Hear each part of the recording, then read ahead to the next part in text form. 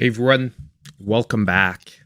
So today we're going to be doing something a little different than usual. It's my birthday stream, and honestly, just because today I had a full work day and everything, I thought we'd just chill a bit first and then play some games. So we rarely do like these talking sort of streams, but I think we have a few things to talk about today, and it's a nice way to chill with you guys on my birthday. So hopefully we get a few people in here and we get to talk a bit about the Zelda live action movie that apparently is now a real thing, because as you can see on my screen, even CNN is covering it. Well, I mean, Miyamoto himself tweeted, so I think it's a real thing now. There'd been a lot of rumors. We knew Nintendo had worked on it in the past, I think as a Netflix series, and that was sort of canned and then it sort of disappeared. We didn't hear anything. Mario was extremely successful. So now apparently we're getting Zelda, and apparently it's going to be live action.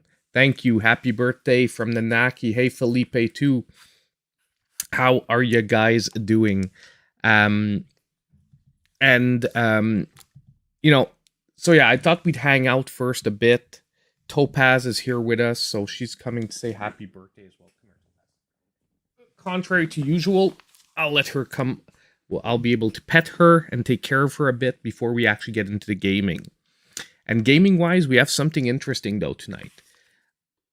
I think we're going to fall back on a little bit of Dave the Diver eventually, but we actually have an indie game from Steam. I normally never play Steam games, but this is one that should be eventually coming to Switch. And I thought it was a fun short game that we could play before getting into Dave the Diver, and it's called The Legend of Santa, which is basically based off of Super Mario 3. Like you'll see once you get into the game, a lot of the basic mechanics feel a lot like Super Mario Brothers 3, but you're playing a Santa Claus. And it oddly is I played a few levels yesterday. It turns out to be a pretty fun game. So I thought we'd try it out. It's on Steam. It's super cheap. I think it's like $2 on Steam or something like that. And it should be coming later to Switch. And the developer himself is still working on adding in new levels and new chapters to the game. So it's one of those, the game is released with a couple of chapters already, but as time goes by, they're going to be releasing other chapters regularly. So we'll eventually get to playing that as well. Scott says, happy birthday. Thank you so much, Scott. Ghost Cowboy, happy birthday. Thank you very much. I'm glad to see at least I have some of the regular crew in here, and we're going to get to, like I said, hang out tonight. So yeah, I thought we'd start, like I said, by talking about what is probably the biggest news that hit during the day today, which is live action Zelda movie. This is insane. I think it's going to work because I think Zelda is a property that lends itself more to live action than Mario Brothers. As in, a lot of the action in Zelda is more realistic based than Mario. You know, Mario's a lot of jumping, spinning, fireballs. I'm not saying there's none of that in Zelda, but you know, the basics of the game is very rooted more in reality physics than Mario is. So I think this could actually work out to be something really decent if it's done right. I also think it's a movie that should have a more serious tone than the Mario Brothers movie did. Like, you know, Mario was sort of happy-go-lucky kids movie. I think this one should have a slightly serious tone. However, I do want some banter. You know what I mean? I want a lightheartedness, especially between the relationship Link, Zelda, and all that. I don't want this to be a pure dark Tim Burton movie. You know what I mean? I think it needs to have some lightheartedness and some vivacity to it, especially since the current generation is very Breath of the Wild, Tears of the Kingdom, which has its dark moments, but is also a very lively and bright landscape for the majority of it. There's the underground that's dark, but the overall, I think, is very lighthearted and, you know, compared to some of the darker Zelda titles that have come out in the past. Barbed Wire says happy birthday. Thank you very much, Barbed Wire. Very appreciated, everyone. Thank you for showing up for the birthday stream. Like I said, we're going to try to chill tonight. Maybe, like I said, do something a little different. So, yeah, so far, so those are my, like, initial thoughts on it. But, oh my God, Nanaki with a $20 donation. By the way, guys, that is super appreciated. I just want you to know you do not have to give. Like, if you do not, like, I appreciate it super a lot, but don't feel like you have to because it's a birthday stream. I will of course very much appreciate it, and it's very appreciated, Naki. That is an awesome. And she says, let's celebrate their first super on a live stream. So this is your first ever super on top of it. Wow, awesome. Thank you so much, Nanaki. I mean, longtime viewer, you're always in here. Awesome vibes. Thank you so much. Thank you. Okay, yes, so sorry, that like threw me off there for a second. Hey, Casper, happy birthday. Thank you so much, Casper, as well. I'm getting old. I'm getting old. What this means is basically I'm 1 year older today. It's weird that we celebrate, like, when you're young, it makes sense that you celebrate your birthdays. As you get older, it sort of feels like we should less be celebrating it and more like dreading our birthdays, but yeah. It's all good.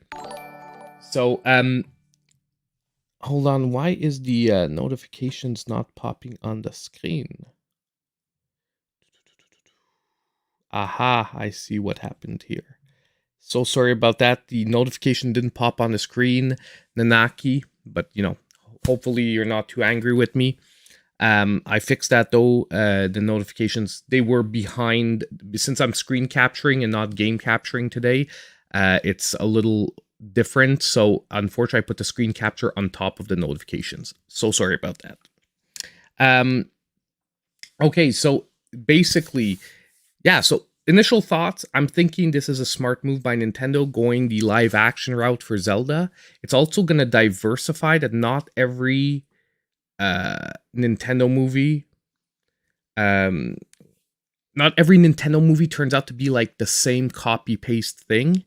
And it would make sense. That would actually, I think it's super smart that Zelda would be like a live action series. Mario would be like the kid friendly 3D animated version. You know what I mean? Like, it gives them a lot of variety in the audiences, and it's two varieties too that everyone can enjoy. Now, you know, I'm not hoping for like an R-rated movie. Nonetheless, like I said, I want something lighthearted everyone can enjoy. However, with some nice action scenes. I think Zelda deserves some really good, nice action scenes with some good sword fighting. And, you know, we don't have a lot of information because it's basically everyone's going insane over one tweet. But let's nonetheless look what we do know. So I took the CNN article, but it's announced in a lot of places. But basically what Miyamoto said, roughly translated, is I've been working on a live action film of The Legend of Zelda for many years now. And basically we are now officially started the development of the film with Nintendo itself heavily involved in the production. It will take time until its completion, but I hope you look forward to seeing it, which is also what he wrote. Nick Chavez says, happy birthday, brother. Thank you very much, my friend. Very appreciated. Very appreciated. And so, you know, I think this is pointing, however, to not expect this movie like in the next year, probably not in the next 2 years. Because if they're starting production, I would feel that this is going to be like a 2025 release, not a 2024 release at earliest. Especially that, let's be honest right now, the strike is not over. And actually what I want to do in a few minutes, I really wanted us to brainstorm some casting ideas. Now, I do have a few ideas myself, but I would like to brainstorm some casting ideas for like the main cast. You know what I mean? And I know what I would like to see from the casting.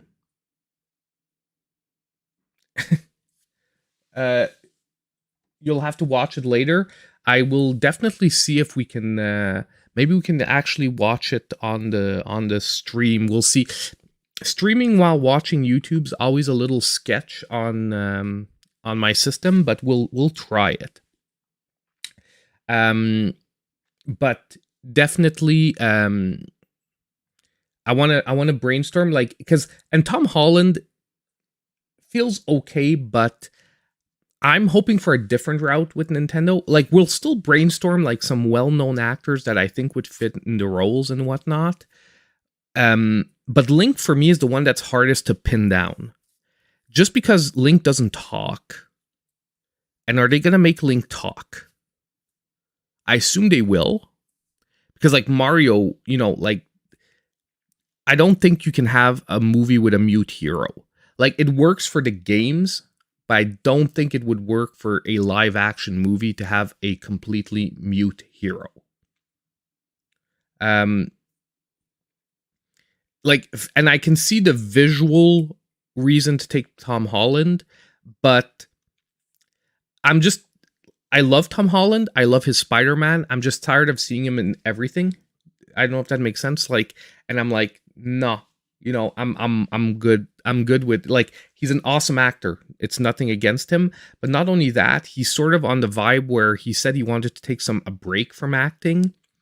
So I'm sure that if he would take the contract, he would throw himself into it. But do we really want someone who's on a vibe where, like, I don't, I want to take a break, but I'm going to probably jump into what is probably one of the biggest gaming franchises of all time. Personally, I wouldn't go with that. You know what? Let's put on some music, though. Hopefully it's going to work with the music. I'm like, we have a vibe tonight. Let's go with some Mario lo-fi. Give me a sec here. We're going to grab some stream safe Mario lo-fi. I found a really awesome mix this week. Well, actually, I think I have it downloaded, so we actually don't need to worry about the bandwidth. Give me a sec here. I'll put the link later to the lo-fi for anyone that would want to check it out for themselves. Because because this is someone on it's called Rifty Beats on YouTube that did this mix, and I like this stuff. It's like, it's lo-fi, but it's an upbeat lo-fi. Like, some lo-fi is really slow, and both can be good, but this one I liked. It was like a slightly upbeat lo-fi. Desktop audio. I'm just gonna turn it down though a bit.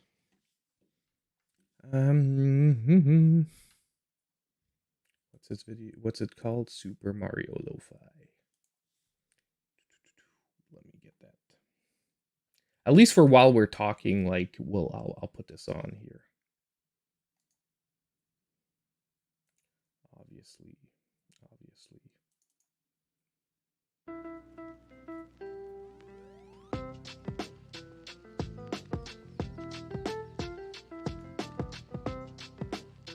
Can you guys hear the music? Let me know. It should be playing in the background.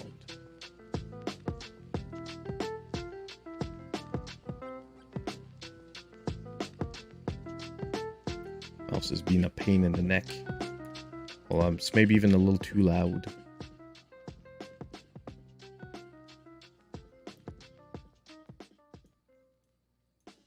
I just wanted like a background thing. So let me know if it's drowning out my voice or anything, let me know that you guys can actually hear it. But the idea is to just have like a little bit of background noise. Nicolay says, happy birthday. Thank you so much. Very appreciated for everyone here. Frenchie Mom, happy birthday. Welcome, Frenchie Mom. Glad to have you here. So, yeah, getting back to the... that's the one thing that I'm like hanging out. I'm going to be popping from subject back and forth. I'm like that, you know what I mean? It's like when I'm doing something and I get an idea in my head, it comes out.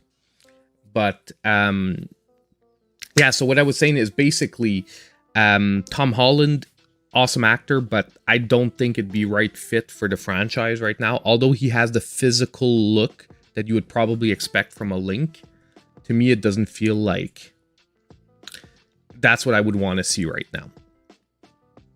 Now, after that, the article goes into saying that also Avi Arad is going to be a film producer who's worked on, Iron Man, Spider-Man, X-Men. Avi Arad's been done like a million things, let's just be honest.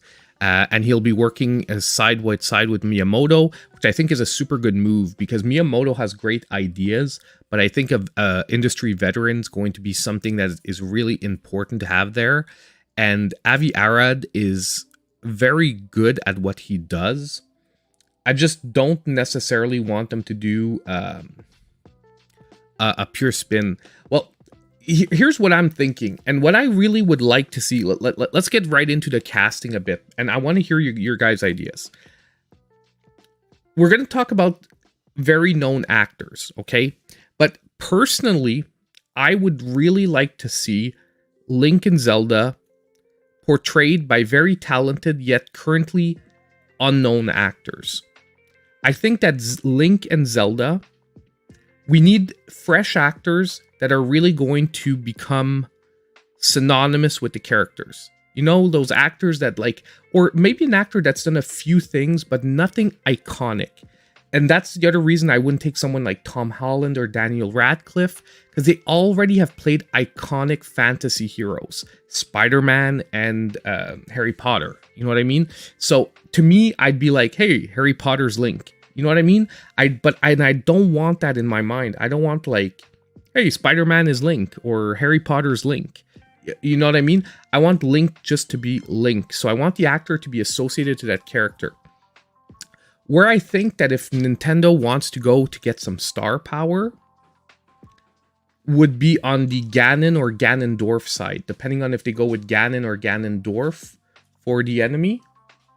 I think that's where they could go with like some star power, because like what they did for the Mario movie, like a Jack Black, a top-notch like killer actor to deliver like the bad role, you know what I mean?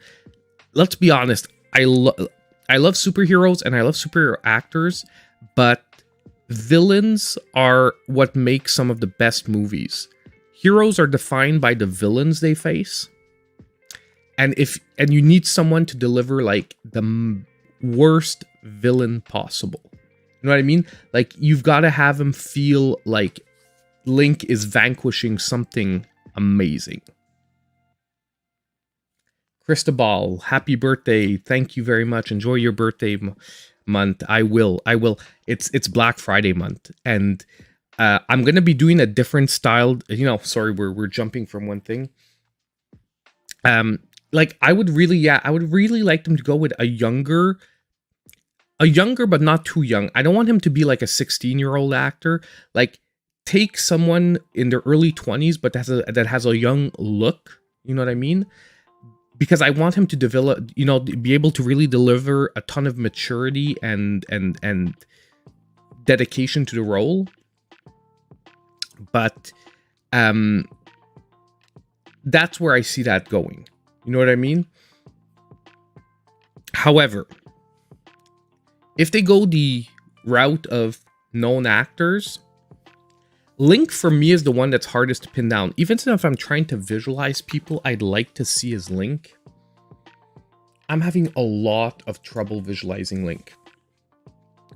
Zelda, I have like the easy responses, and it's too bad because one of the two people I would have liked to see as Zelda, I think is now unfortunately getting a little too old in her look, and it's nothing against her. I find she's a very good looking actress. Emilia Clarke, you know, Daenerys style, but you see it's the same problem as any big known actor that's done anything fantasy, is that I'm gonna see Daenerys as Zelda. I'm not gonna see Zelda. I'm gonna see, hey, Daenerys as Zelda. But let's just say they do go into known actor route. Like I found Emilia Clarke like would have the look.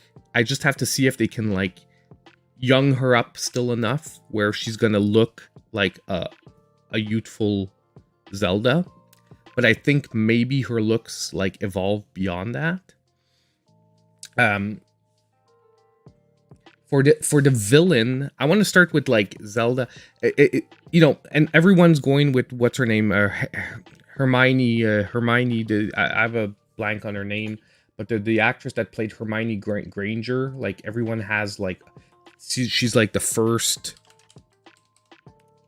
She's like the first person that people go to when people think like Zelda for some reason, because she has like that elfish features to her. And once again, like I said, same problem as everything. But yeah, hold on, let me grab Harry Potter. I have my resource open because I'm terrible with names.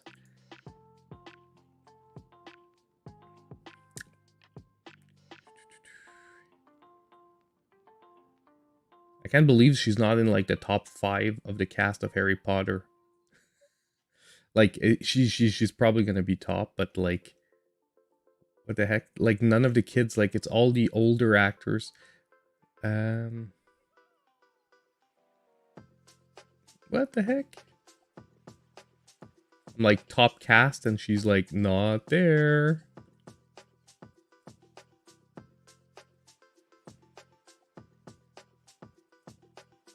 Dudley, Professor, da da da.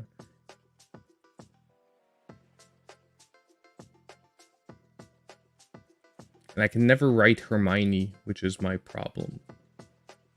Come on, guys, help me out here. Emma Watson, thank you. I'm like, come on, someone in the chat. Make me look less dumb. Help me. But yeah, Emma Watson, exactly. She would have like a perfect look, and she's one of those actresses that even though now she's in her late 20s, you can easily make her look like late teens to early 20s. Thomas Brody as Link. I'm gonna Google here and then I'll pull the picture.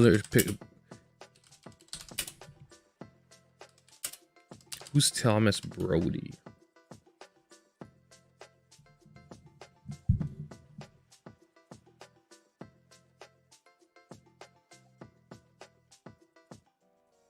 Yeah, we'll have here.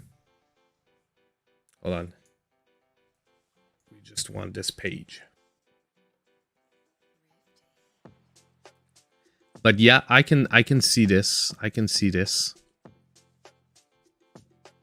Like, you see, this is the kind of look I would see for Link 2. You know what I mean? Like this sort of rugged teenager look. I can see that going. And you know, they have to have those like slightly elvish features. So you do need the fine features. Like, you know, you can't have like a bulky, like over muscular kid.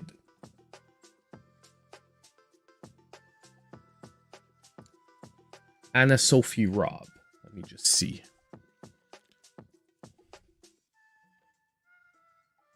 Anna Sophie Robb.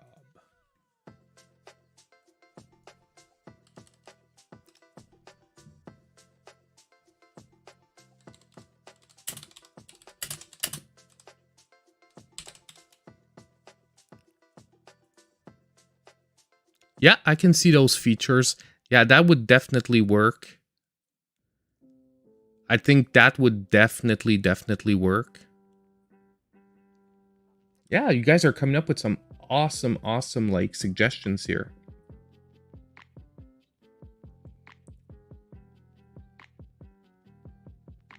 And it's funny because what's his name? The director is actually the director from Maze Runner. That's done. The director that's supposed to be attached to it is the director is Wes Ball. It's supposed to be the director from Maze Runner. So it would actually like it, you know, directors often have like their actors that they really like to work with. So that would actually really work.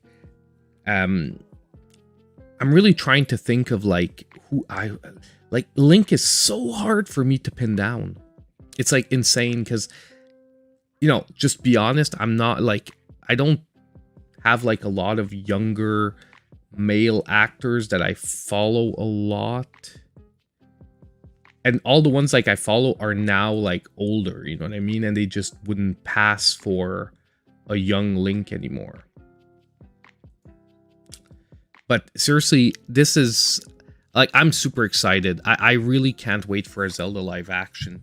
And I want to think though, I want to think villains. Who would play an awesome villain in this? A Ganon or a Ganondorf? Like, I'll be honest with you guys, even though Ganon is the original villain from the first one, Ganondorf feels like a better fit for a live action movie, just because generally he's portrayed as more of an actual human-like character. So I'm trying to think, like, and you know who I would see? What's his name? And I know he, like, once again, he's like always, but I would see like Tom Hardy as a Ganondorf, because Ganondorf, I would want a big bulky guy, you know what I mean, to go like to be, and Ganondorf is always generally represented much bigger and physically imposing than Link is. So I would go with like I would definitely go with sort of like a Tom Hardy type guy. Like, and we've seen Tom Hardy where visually, the good thing with the villains is that you can change their look so much that the villain doesn't even have to look like the, you know, like the original actor. But I think like I would like to go with like someone like that, and we know that, you know, based on like his work on the Batman, you know, Dark Knight trilogy, we know he has the chops to like pull off an awesome villain. They could go the route of like a really older actor as well, because, and I'm not saying Tom Hardy is the youngest dude in the world, but like, you know, he's still, I mean, looks fit and whatnot. They could go the route of a very, like, where Ganondorf is more of like a magician type character, like he's been represented in some of the games, and his power doesn't come from his physicality, it comes from like his magic. And they could go with like, what's his name?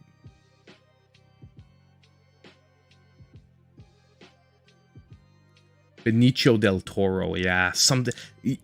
Honestly, you stole one of the best. What did I see him in lately, Benicio? And I was like, man, this guy, although like, you know, physically with age, like you see he's getting older, his actor game is so... Oh, it was a cop movie. Hold on. It is... I see the images like right here. Reptile. Did you guys see that movie, Reptile? 1 kilos. What's up, my man? But yeah, I could see like a Benicio del Toro.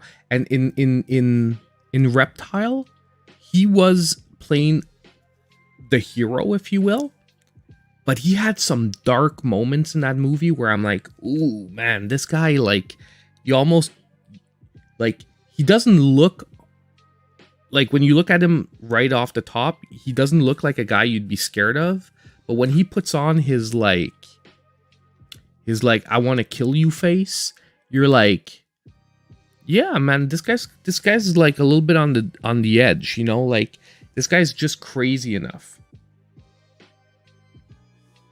Link is gonna be black.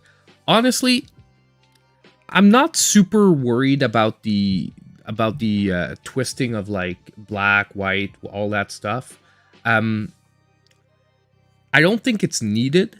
You know what I mean? Or I think like if we want to do some representation in the movie, because yes, the basics of Zelda is a little whitewashed, like if we look at the traditional storied games. But I think they can do it in smart ways without necessarily going for like the main cast of characters. But at the same time, if Link was black, I wouldn't be like offended or anything. Like, to me, it's like, whatever, you know, I just don't think it's needed. But at the same time, I don't think it's the worst thing that could happen. And, you know, or like if they took a black Ganondorf, if they took a black actor for Ganondorf, or, you know, a Latino actor, like, come on, we could go with Latinos. Like, all fantasy generally never has Latinos in it.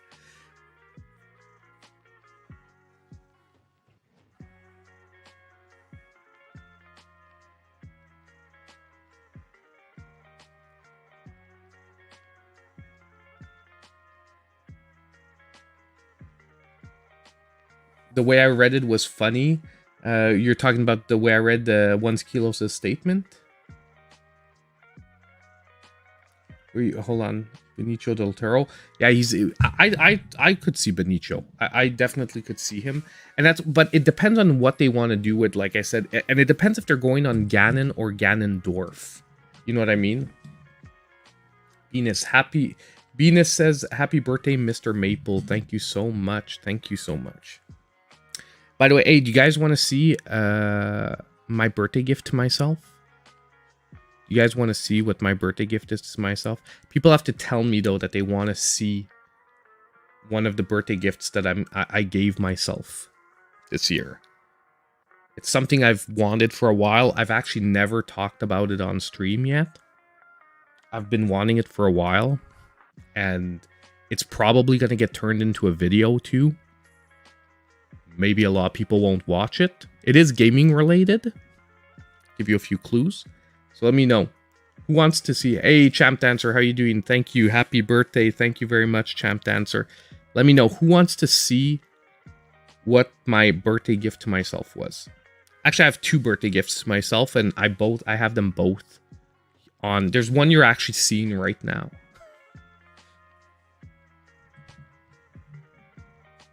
You want to see it 1 Kilos? You too, Champ? Well, let's start with the first one. I made another shirt. And this time I made a Mighty Goose. So my first birthday gift to myself was I made myself another shirt. Hold on, we'll go with the big screen. I know Champ's always going to tell me, do the big screen. I made myself my own Mighty Goose t-shirt, and I'm going to take the microphone away.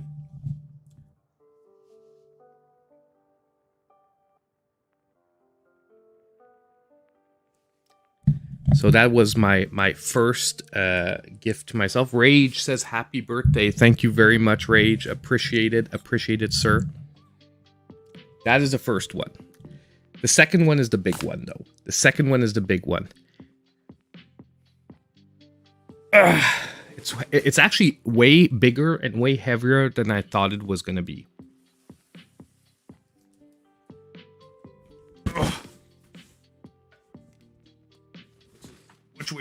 Which way is the front? I think this way is the front. I got myself the Lego Bowser. I haven't collected any of the Lego sets yet, Mario related, but I did want to try them out. And you know how I do things always backwards and the way I shouldn't? Instead of starting with like the starter set and working my way up, I decided, let's go straight for the biggest one there is. Start with that. It is honestly, by the way, I've never talked about it on the channel, but I do a lot of Legos. Yeah, like I have X-Wings and TIE Fighters. Like I had a lot of Star Wars Legos and a lot of Marvel Legos. I have like most of the ships from the Marvel series. Like I have the cruiser from Guardians of the Galaxy and all that. So I do a lot. I've done a lot of big Legos. This is going to be the biggest one though that I've ever done because it's bigger than my X-Wing. I think my X-Wing was like 1,500. This is like 2,800. But I think yeah, exactly. Go big or go home. I am going to do a time-lapse building. That is my plan. It's just going to probably take forever to film, but I will do it. So the video is coming. I'm not going to promise a timeline on it because I'm most likely going to have to film it in a couple of different sessions.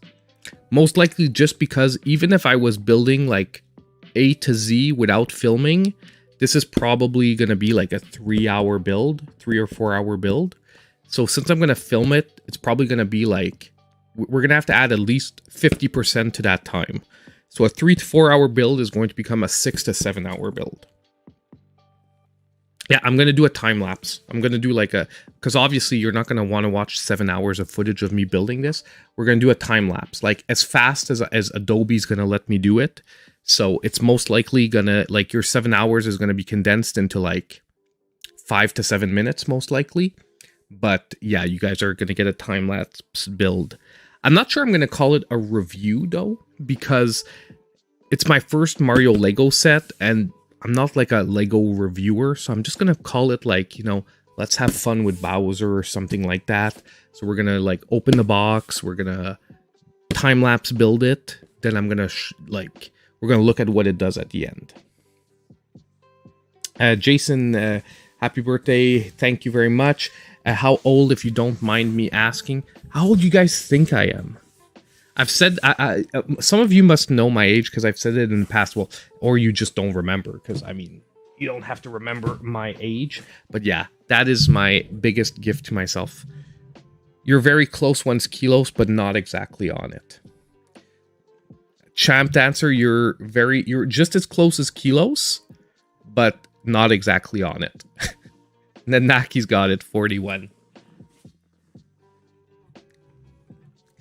41 this year, so I'm old. By the way, I'm the Movember mustache is starting to come in. Like, as you can see, it's been like what, 6 days now, so the mustache is starting to come in. So by next week, I'm gonna have the full stash again. It takes me about 2 weeks to build like a decent stash.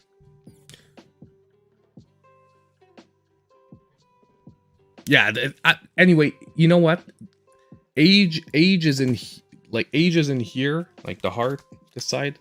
Age is in here. And here, it's not. To me, that's where it is. I'm still a kid in here. I'm still a kid mostly in here. Forget the time lapse. Do it in real time. Well, I'll have the footage. You know what? So, if anyone wants to see it, maybe I'll post it somewhere else. Video games do keep us young at heart. And just to answer Rage's question, we're going to be playing The Legend of Santa, which is a Steam game that should be coming to Switch later on.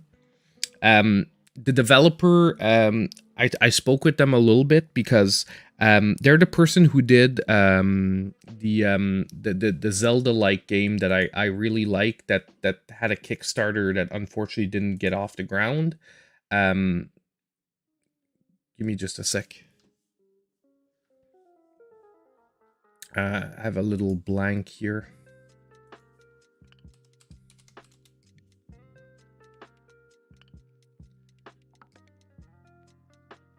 The Rusty Sword. It's the same developer that does the Rusty Sword, but the game was supposed to actually release on Switch very, very close to its Steam release. But the reason it didn't is because of the whole Unity debacle, because their game is made on Unity. And they weren't going to release it because of the whole thing. But then when they backtracked, they're like, well, okay, maybe we'll release it again. But since Unity actually hasn't released the official terms of service yet, they don't want to buy the license for porting the game to Switch till they have the official terms of service, and they know that they're not gonna reverse direction again. Oh my god, a live stream building Lego. Like, maybe one of the smaller sets. That I have no problem with. Like, maybe one of the smaller sets. I feel like we had, like... Oh, that's why. My playback was, like, way behind.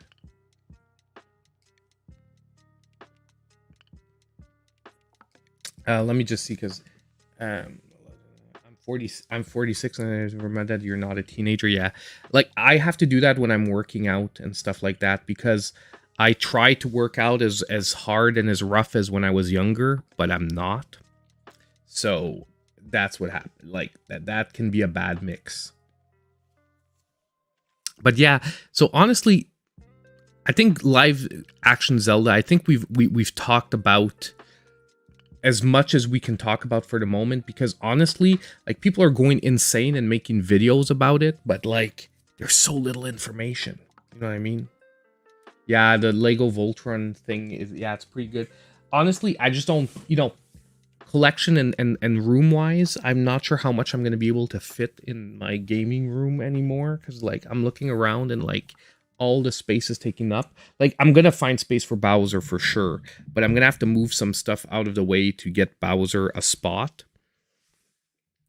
I do want to get some of the other Lego sets though, like, and I don't know, let's say people really like the Lego video. Don't worry, we're not going to become a Lego, don't worry, we're not going to become a Lego channel. But if you guys like the like Lego set videos, the Mario and Sonic oriented Lego sets, okay, let's be honest. We're not going to talk about Legos that have nothing to do with gaming. We're going to be talking about Nintendo Lego sets.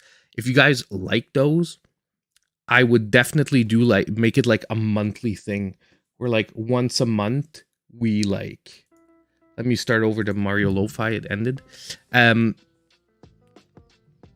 We, you know, once a month we do like a Lego set, you know, and we'd like expand it, because it's, I don't know if you know, but the Lego Mario sets, they all connect together and they can and they make courses.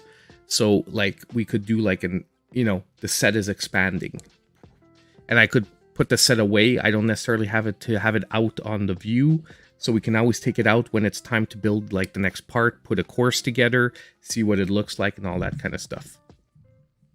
Okay, at this point, I think it is time. Let's try some Legend of Santa. I'm opening it up on Steam, and Raid, you asked a question about that though.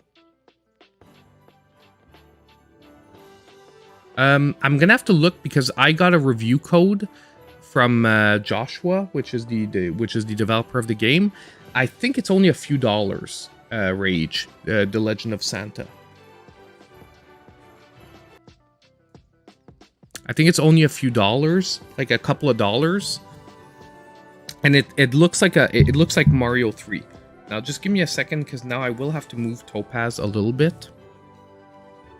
And we are gonna switch to this, to this. So I'm gonna leave the Mario Lo-Fi in the background. I know I'm liking the mix. Let me know if it sounds awful on your end. But basically, this is like a very close build on. Give me a second here, because I'm like very close. The wire I'm using for my USB-C is like super short for my controller. I have a longer one. I'm just gonna switch to it. Give me 2 seconds.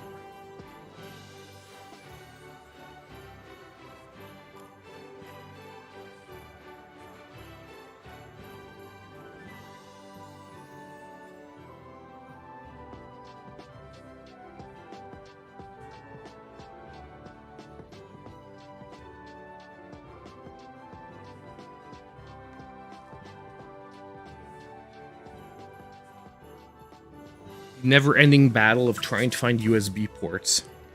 I was maxed out on USB ports.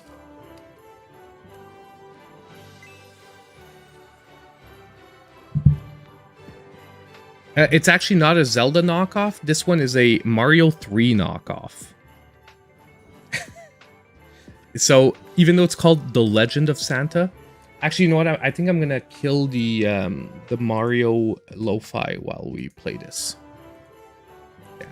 I was like listening to it more and more, and like when the music isn't timed together well, it's actually, at least for me, driving me nuts. So yeah, let's start this out. Now I think there's only 2 chapters for the moment, so it's not going to be a super long game, which is why I put Dave the Diver as the backup. And there's actually a code for another game I got. With that cookie-munching loser on a sleigh ride, it was all too easy to take over his workshop and make Mrs. Claus my prisoner. Now I'll make sure he never returns. I'm gonna put the sound a little bit louder, but not much. Bullseye.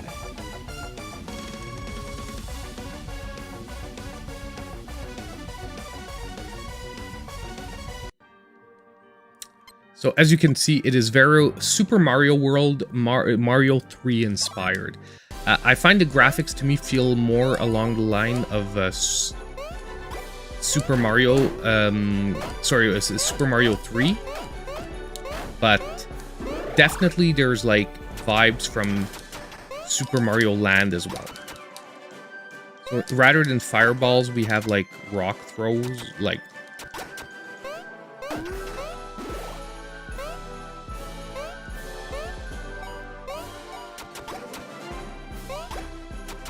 but honestly, even though it is very much like, let's say, heavily Mario inspired, it changes enough stuff where it doesn't feel just like Mario.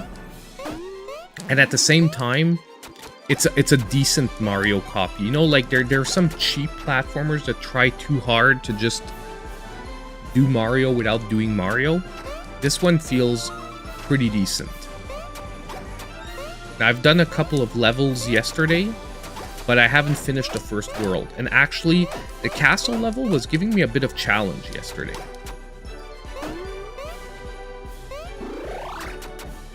That's funny, I don't know if we're gonna get hit.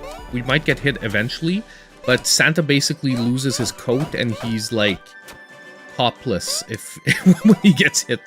I'm gonna say topless, but he's like just in his suspenders. It's actually pretty funny when you get hit. And we've got like a spinning Sonic sign at the end of the levels. Yeah, throwing coal, exactly. I said rocks, eh? But yeah, you're right. It's actually freaking coal that he's throwing. Glacier Lake. Now, there's a second power-up in this level, I think, that we're gonna get. Yeah, the candy cane, where it's like a Hammer Brothers throw.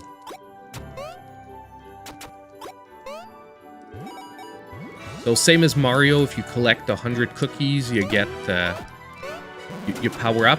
The Santa suits, by the way, is it's like mushrooms basically. It's if you got smaller. Because like I said, Santa loses his jacket if he gets hit, which is why your power-up is a Santa jacket.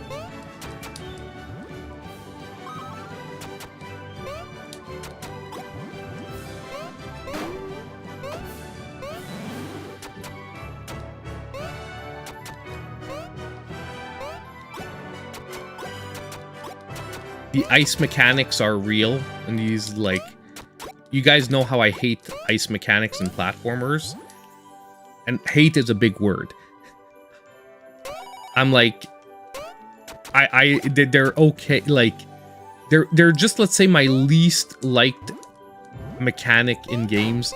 Because I like having control in platformers, and they're specifically made to make you lose control. So, yeah.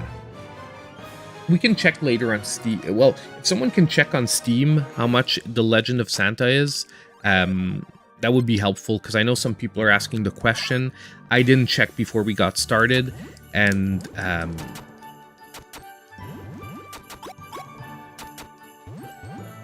to my knowledge, it's like only a couple of bucks. It might be on sale right now. I think Joshua told me it was like $2. I could look at his email. I think maybe it's even in the email he sent me. But, because he's like, oh, I know you want it, because I told him I wanted to play this when it was coming to Switch to let me know. And he's like, well, I just released it on Steam. Do you want a Steam code? You know, he's like, I know you normally only play Switch stuff on, like, well, I play Steam games, but I don't play it on the channel. And I said, you know what, send me the code, and it has such a Mario vibe for it that will, I think I can make it work on the channel. $3.99, pretty decent. And for the moment, there's 2 chapters, but he told me he's already working on chapter 3. Like, chapter 3 should be coming out. Thanks for checking, guys. So those are waypoints, by the way. That little cat, the striped North Pole.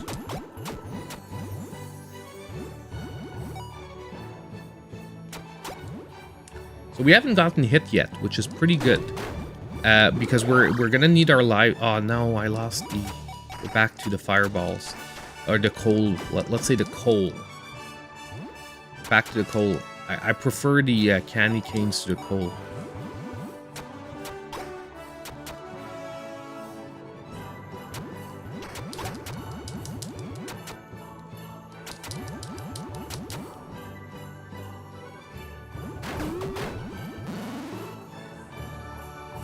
And let's go.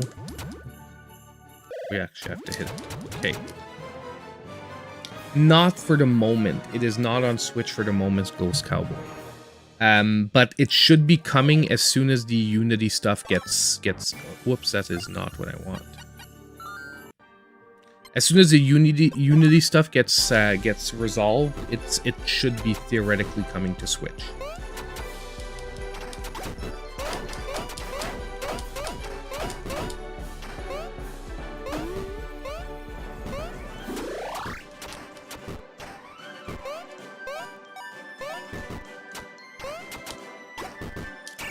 And I knew that was gonna happen. I'm playing too good right now.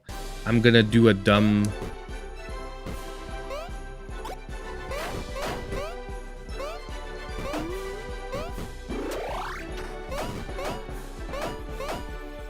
That was just honestly like... I don't know what happened there.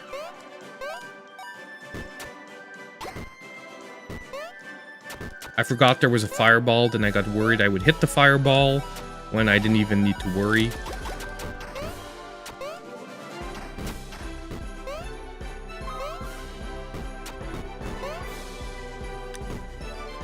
There's one world that so far the mechanics felt a little off in, and that was the auto-scrolling level.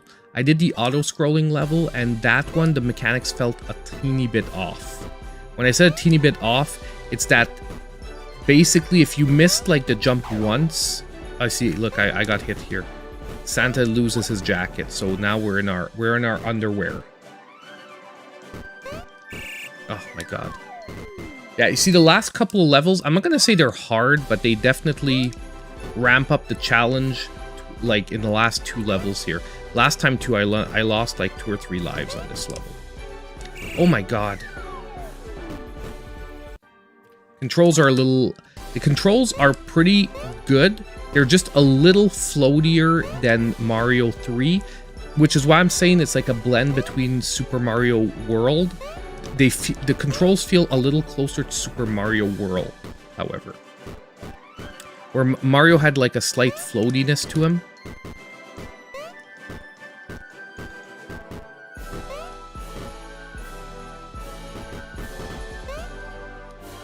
And I'm going to just be a little careful here so that we can hopefully finish the first world, because yesterday I actually went game over.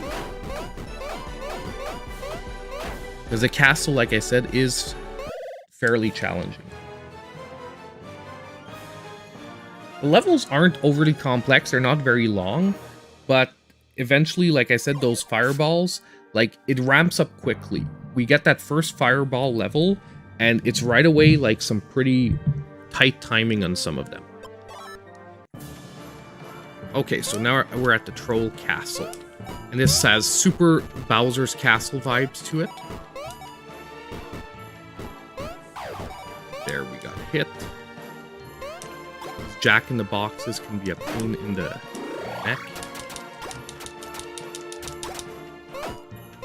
So here, hearts are different than power-ups.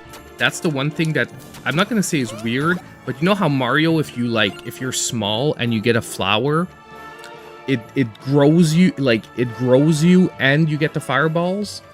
This one, it's all separate. Hey, Flyer TX, happy birthday, Rick. Thank you so much. Actually, no, I wanted to... Hold on. I want to take the upper route here. I remember this part.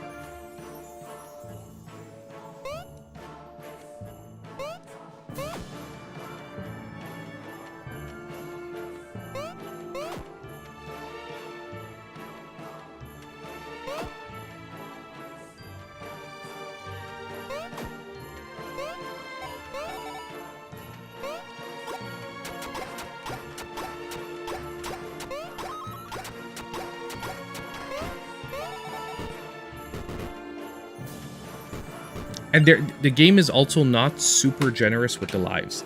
Now, Topaz, yeah, I need you to just move now. See here, and this is what I'm talking about. The timing on these fireballs is actually really odd. Actually, these are good.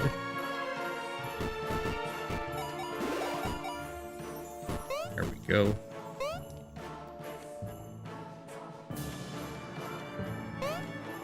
These blocks messed me up once or twice the other time.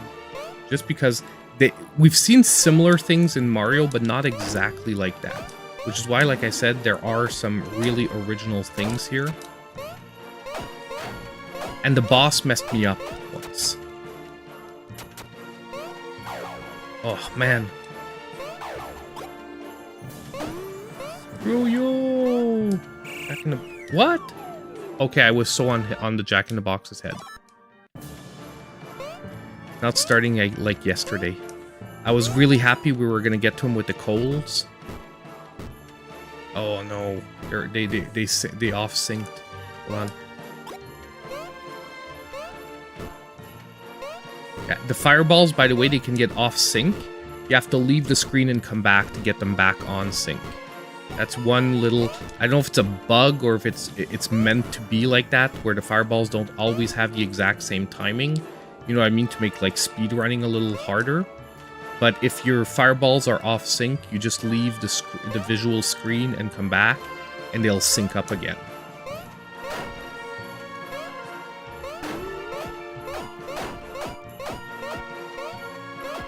Now we have those. My God, again. Those freaking Jack in the Boxes. The hitboxes are really weird on them. Like, what's their head is really hard to define.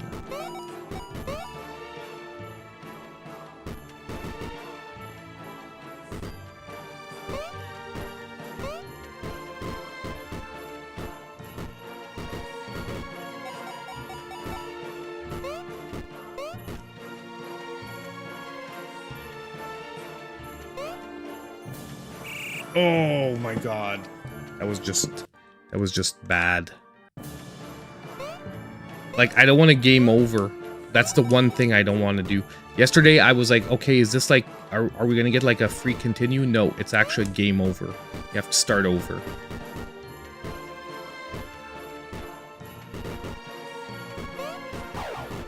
Oh, that just cost me.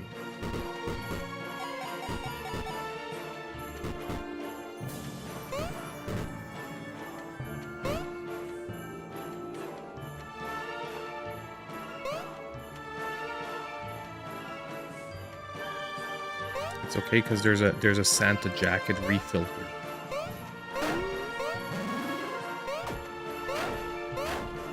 Okay, now I have to make it at least to the life. There's a life at the end there. Okay, got one, got two, got three. You know what? F the fourth one. Oh, got four. Okay, we're gonna... Now this is the boss. Now, we can't just directly jump on his head. We have to wait till he throws his cap.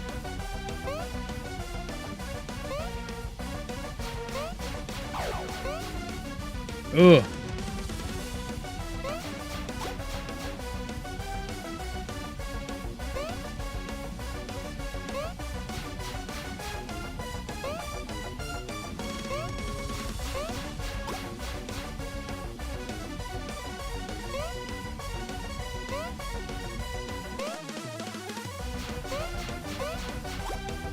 Oof, got him. Nice.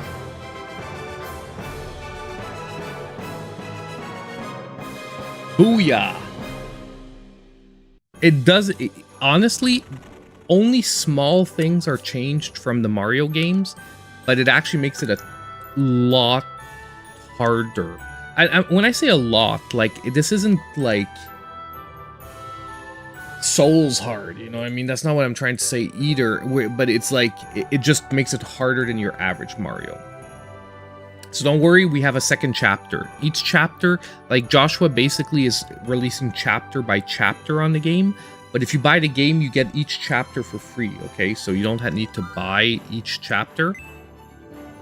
But they're all played as separate entities.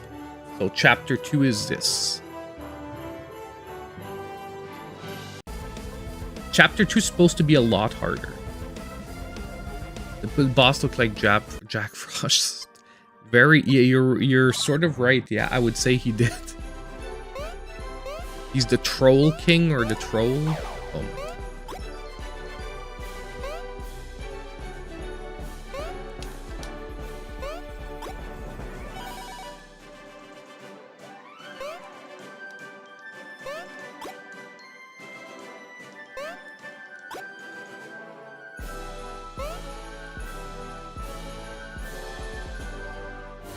And wait for the penguins to move. Oh, there's that. We can go down. Stuff down. I'm like, we'll go back up, but that's nice. Like, there might be power-ups down here.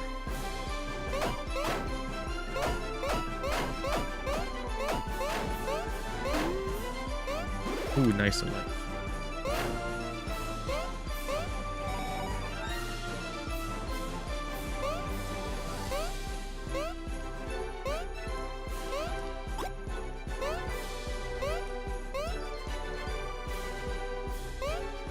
Almost missed the jump there. Now we're gonna go back up.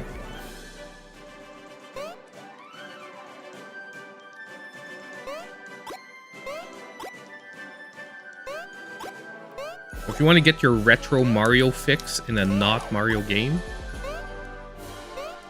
for a cheap price, this one's got some chops.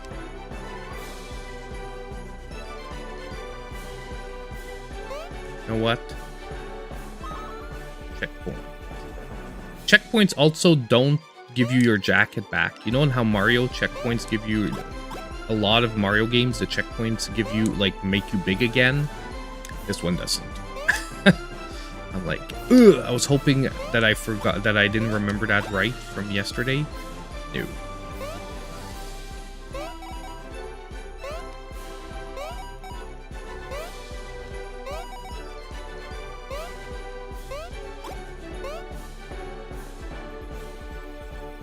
I can't see the platform down there. Like, I see that there's a platform, but I can't see where it is. Ah. Good thing I checked, because had I jumped straight down, I would have died, and I died anyway. Okay. So as you can see, Chapter 2 is definitely kicking things up a notch. Like, already the last couple of levels were hard, but this one is definitely already on par with the last levels from the previous chapter.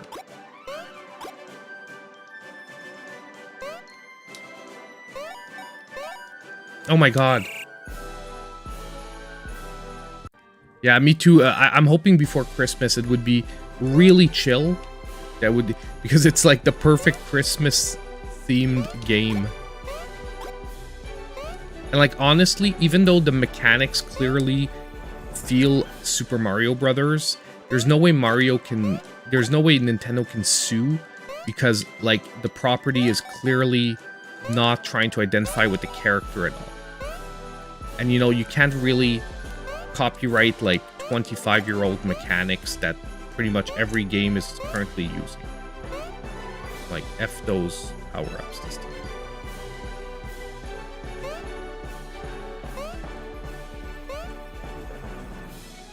Woohoo! Made it. Brian Vegas says, happy birthday, Maple. God bless you. Thank you so much. Thank you very so much. That is appreciated. Now, and it's fun because we do also have a couple of alternate levels here. So we have either Melt Water Grotto or Hot Cocoa Cavern. This feels like an underwater Melt Water Grotto. Yeah, that's it. I'm like, let's go with the underwater level again. You know how I hate underwater levels in Sonic? Well, in Mario, they don't bother me. And I'm saying that when I'm probably going to hate this level. That fish is going to jack it back. too bad because it would have most likely been a power-up.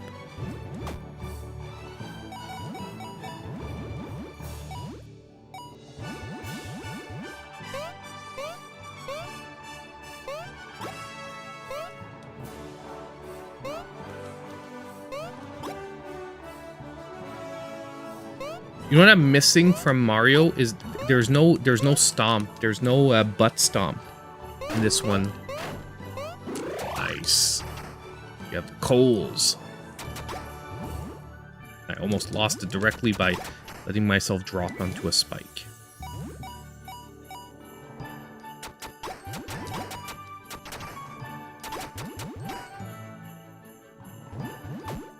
I know I'm going backwards, I'm just trying to collect the cookies to get some lives back. Like I said, lives are sparse. And if we lose all our lives, it is a total game over.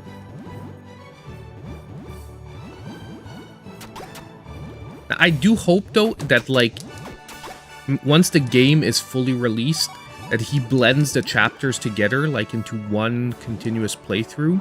And maybe implements like a continue system, you know what I mean? Where you don't lose all your progress if you... Like, in the separate chapter thing, it's not too bad because since each chapter is individual, like, you're not losing, like, hours of progress. But I think the game overall would feel better as one continuous, like, experience. And you just implement a continue system. Like, you don't need to be as harsh where, okay, if you lose all your lives, it's game over, game over. Like, yes, that was a thing in some of the older Mario games, but it's a concept that even Nintendo themselves have moved beyond because it's just a feel-bad concept, you know what I mean? Where you lose, like, 8 hours of progress because you've run out of lives.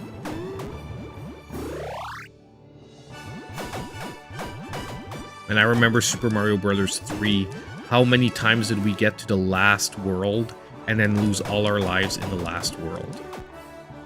That happens so much, man. That was feel bad times when that happened.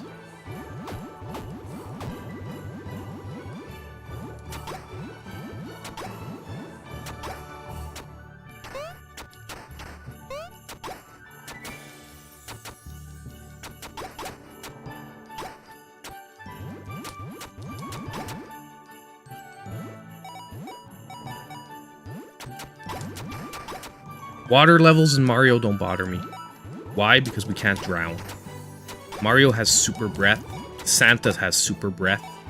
They never dive. They never drown, basically. Nice. Quite a few little hidden lives here.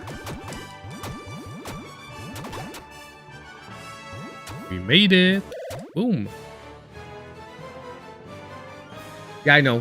Some people don't. I like collecting coins and cookies. If you looked at my Mario Brothers Wonder playthrough as well, like I don't go out of my way to collect every coin and every cookie, but I definitely try to specifically collect as many as I can as I go through. To me, it's like they're there for a reason. They want to be collected. They're there to be collected. We got our candy canes back. And it actually, I really hope as well, if he does a chapter 3, that maybe he adds in a new mechanic. You know what I mean? Like, and maybe there's a new one to come because we haven't gotten to the end of this chapter yet. But a little new mechanic for a new chapter would also feel super awesome.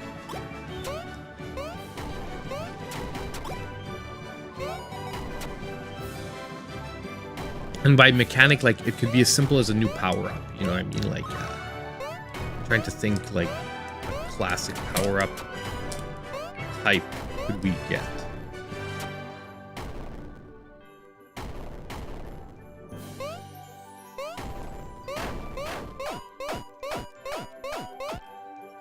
Topaz, you're once again in front of the screen. I love you too, girl. Yes, I love you too.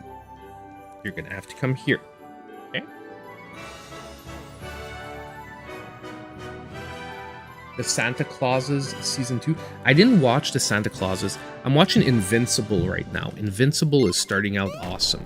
But like that, we're talking about two different styles completely. One is like a super adult-oriented cartoon, while the Santa Claus is like a super family type thing. But yeah, oh, this one was actually not too bad. Like, I would say pretty straightforward. And oh, Santa's workshop this way. Okay. Moonlight Run.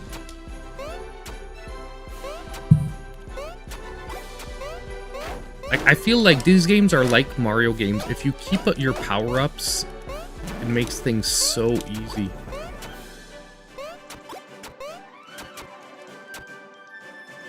It's like Mario when you... Oh, man. No, not the sun. It's the freaking sun. You know the level in Mario Brothers when the sun rushes down at you? This is the level. I wanted a new mechanic. Well... It's not exactly a new mechanic, but... Oh man, he doesn't just do rough dives, he like... Wow. That sun is like really, Okay, we're just gonna... We're gonna jet it.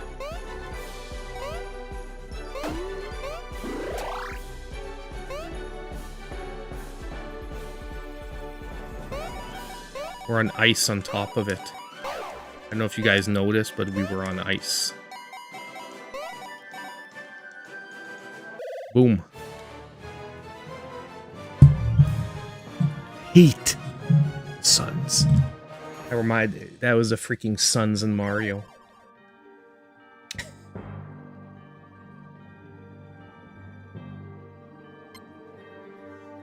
Honestly, the Santa Claus, I remember I really liked the first one with Tim Allen, and the second one already I was like, it's one of those movies where they should have just made one and stuck with one.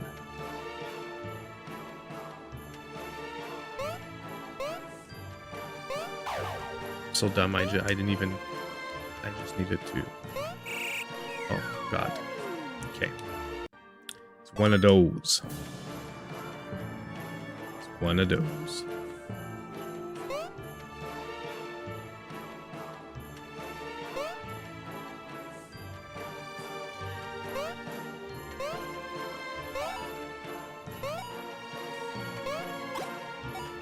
Holy crap, they can pop you up into the spikes.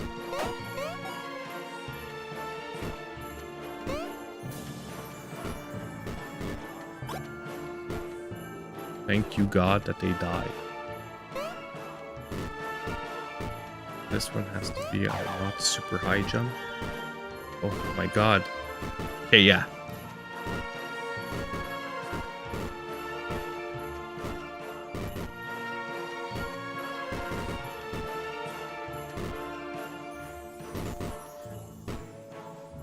Like, these fireballs are timed super rough. And this one I can't do a high jump. I knew it. I knew it. I felt it. It wasn't gonna work.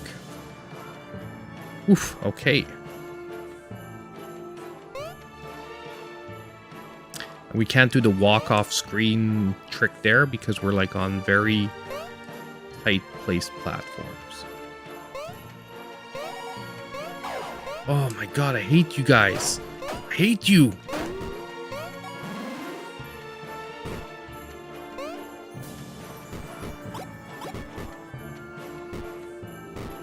Hate your face.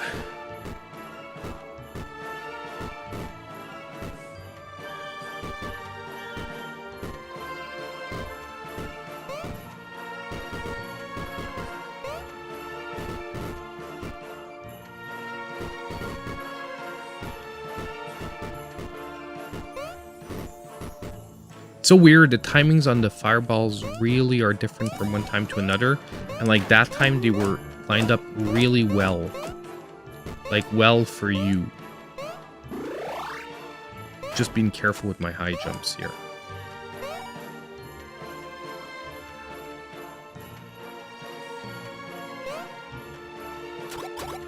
Ooh. Okay. Boss, but we have the candy canes. Oh no, it's not the boss. It's the checkpoint. Fist.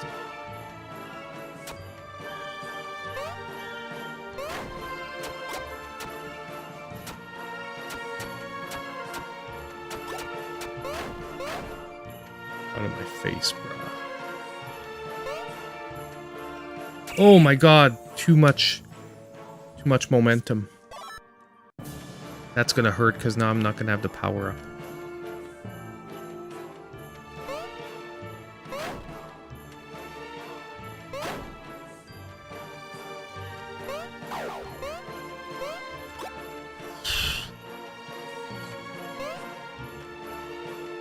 Oh.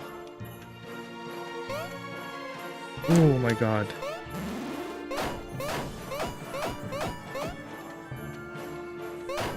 Gosh, man, you kicked this up like quick.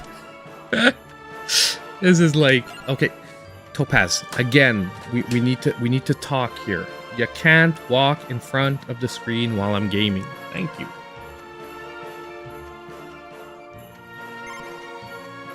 That would actually be awesome. That could be a really good mechanic to add in. A reindeer Yoshi. I wouldn't be surprised that it's on the table somewhere.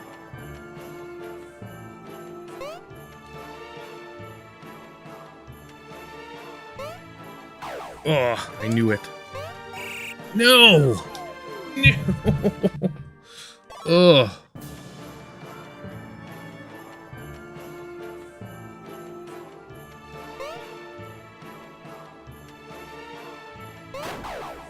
Oh, the F you.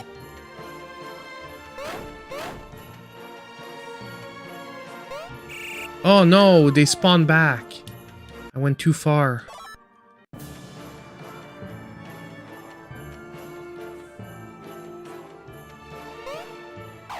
Oh man, this is not good. Oh, we're gonna maybe game over here. If I can't get this crap down and stop playing like garbage.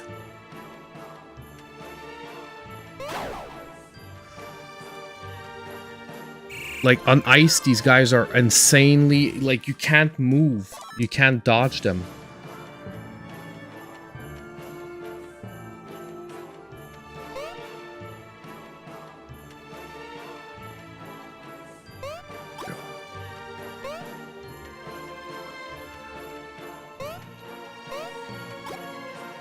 Thank God. Okay. Focus, focus, focus.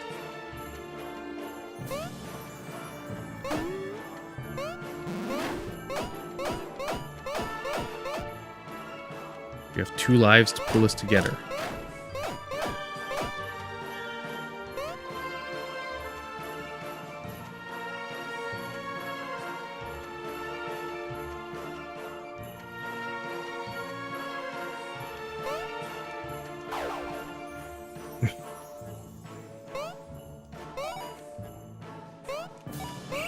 No! Oh my god! I freaking hate those jack-in-the-boxes!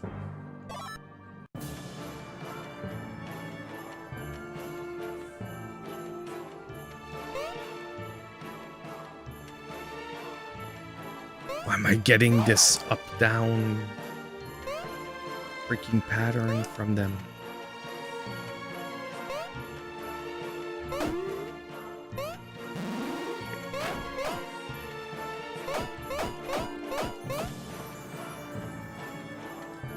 It's now or never. It's Ultra Instinct mode. We're about to get deleted.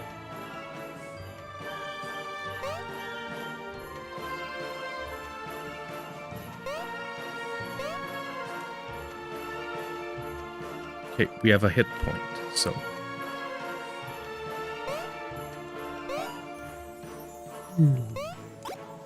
God, yes. There we go. Ooh. Okay. Honestly, if it wasn't the ice, they wouldn't be that freaking awful.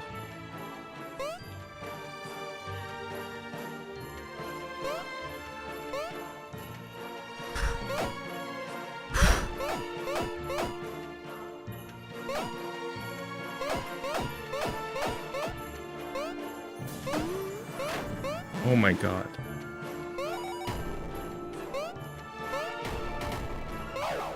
Oh, I hate you guys. That's gonna be a life. At least. Like, we have to perfect the boss, and how much you want to bet it's gonna be on ice?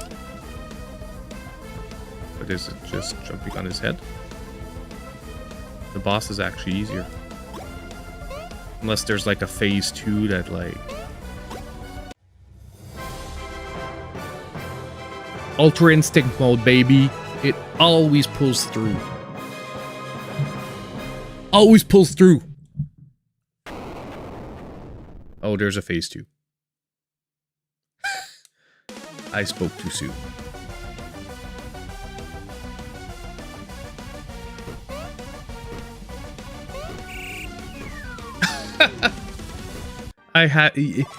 That will teach me a lesson to be too... I'm like, okay, he made the boss easier because the level is harder, but no. That was not it.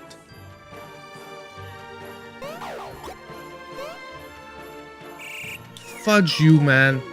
Fudge you. I hate...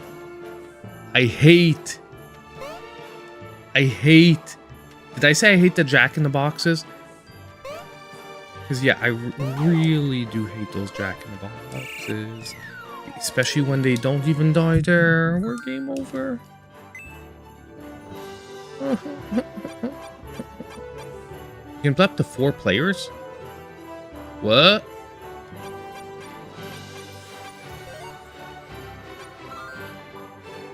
Is it just the characters different, or are we actually playing... No, we're actually playing 4 players. Holy crap, we can play up to 4 players.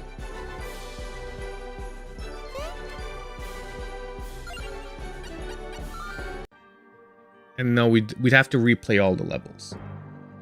You know what? I think we're not gonna replay all the levels. I think we saw this game. We had fun with this game. No, and seriously, it's not rage quitting. It's just like, I think that stream-wise tonight, it's already 12:30. If we do want to play other stuff, I can't redo all the levels and get to the last one. And I think when we're 1 level away from finishing the game, I'm good with what we did. Now, the game is fairly short right now, but like I said, there are future chapters coming along. So just to let you guys know, there are future chapters coming along.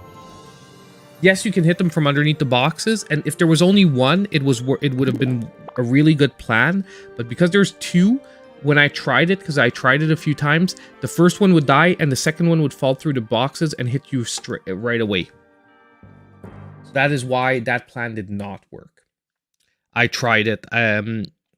Give me just a sec, because I do want to download a new game that I got, a code for a game. I have no idea what it is. I didn't even have time to look at what the game is. And we're gonna just check it out quickly. It's called Cats on Streets. The developer, I have no idea who they are. They just sent me straight out a code, and I didn't have time to try it at all. And it's a game releasing next week, I think. Topaz, you're driving me nuts here. November 16th, yeah. So give me just a sec, guys. I'm gonna download the game.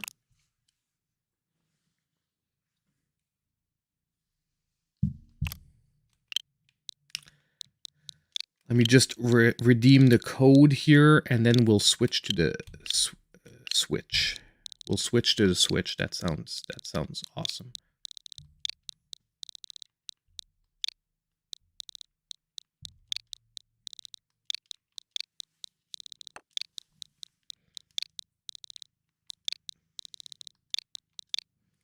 Okay, Topaz, I'm about to send you up to my to Amelia if you're not gonna stop. Because I love you, but like you're like being extremely needy right now.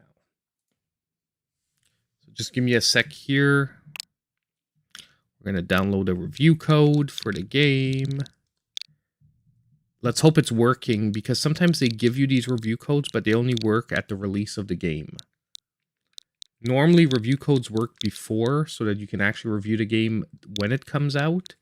But sometimes some of these smaller indie developers, these are like release codes and they just send them out ahead of time. So I'm just hoping it still works. It works already. That and that. I've got 4 letters left, guys, and it'll be downloading. And if the game is so-so, we will switch back to Dave. Oh, it's working. It's a cat game, which is why I'm like, hey, let's try it out. Wild One, you're going back to sleep. Thank you for showing up. Thank you for the happy birthday wishes. Very appreciated.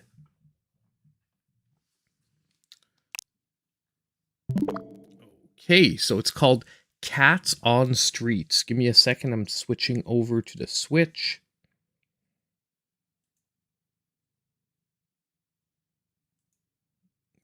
There we go. So it's called Cats on Streets. Let's see what this game is about. Happy birthday, Mr. Smiley. I don't have Mario RPG, unfortunately. Review codes for Nintendo.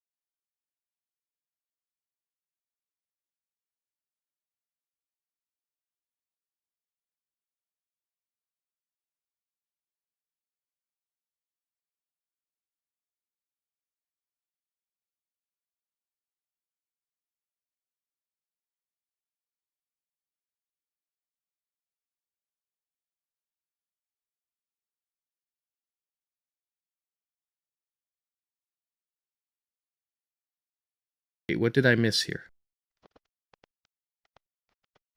What the hell is... What the heck is this?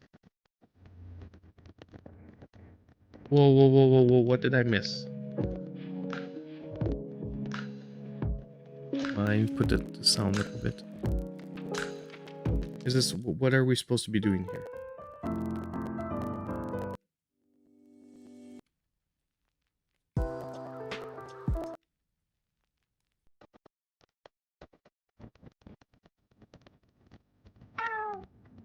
But we have to find cats? Is that it? You guys, we might not play this very long. There are 30 cats hidden. It's like a find the hidden items. These games can be actually really fun and relaxing. It just depends on how ingenious they become in hiding cats.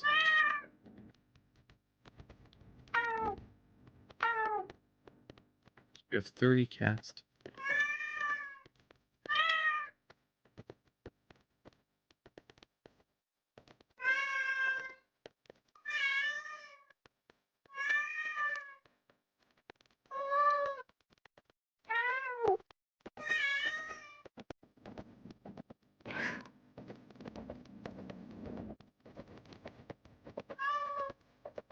There's one there in the cup. Okay, so we're at 20 cats.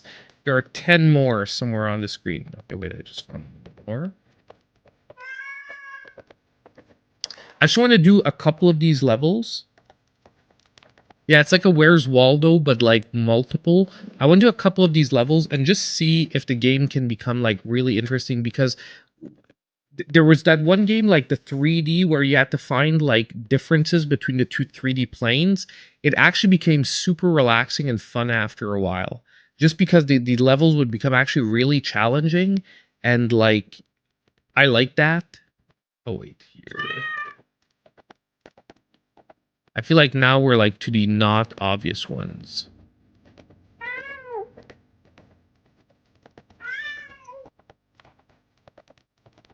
Is this supposed to be a cat?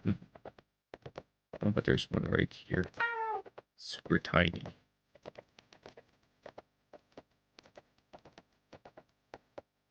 That is not a cat. Hmm.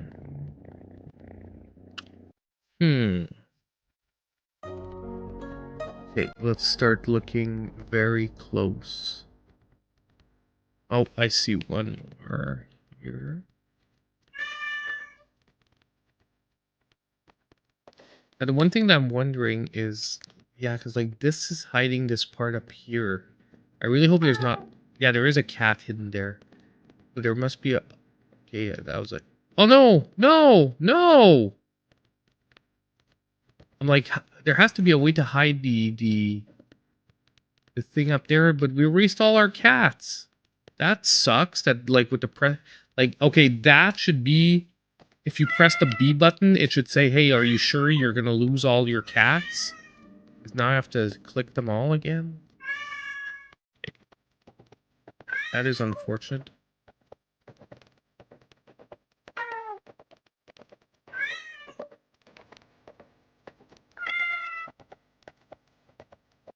I'm trying to find these again quick there because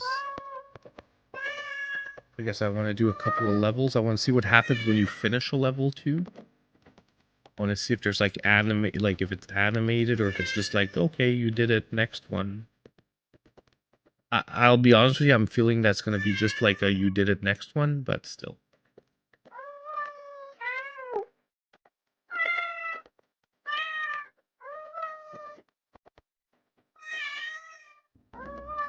Like I'm pretty close to where we were.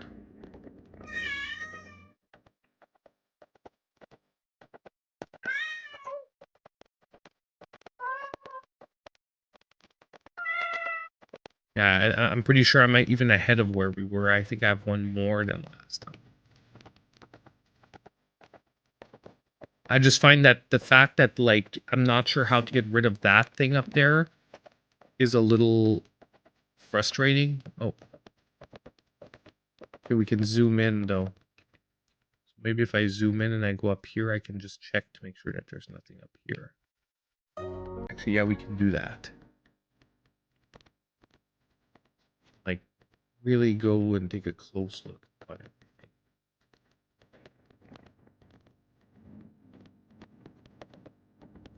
I just want to finish, like, one level, guys, or maybe two. And then we'll do some Dave the Diver.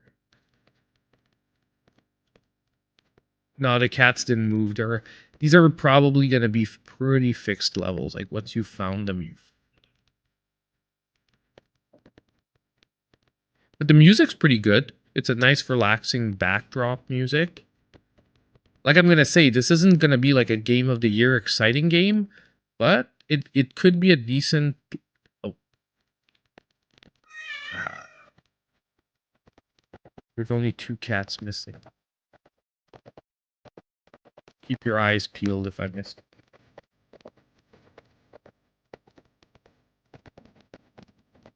Oh.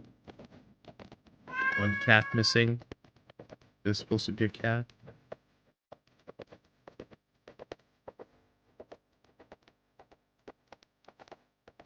Aha. Got it. Oh, so it becomes all colorful. Yay, we did this one.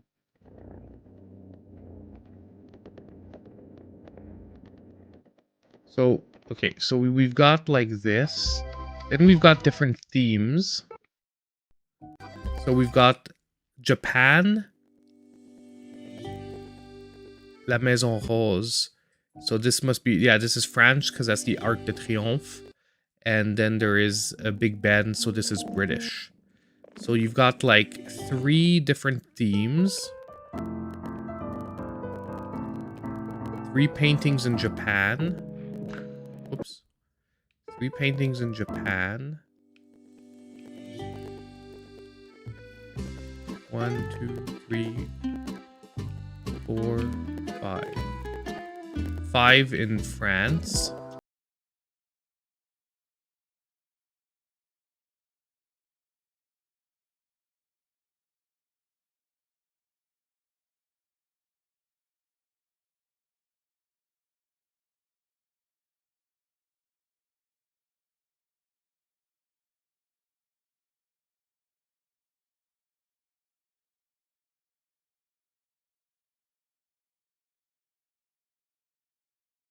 a relaxing, chill time.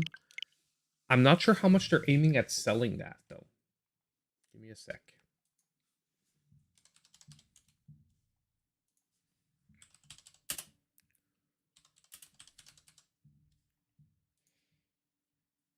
It's supposed to be $3.99. So you know what? It's a decent price for someone looking for a chill, laid back, like puzzle type game. And you know, we did one pretty quickly there, but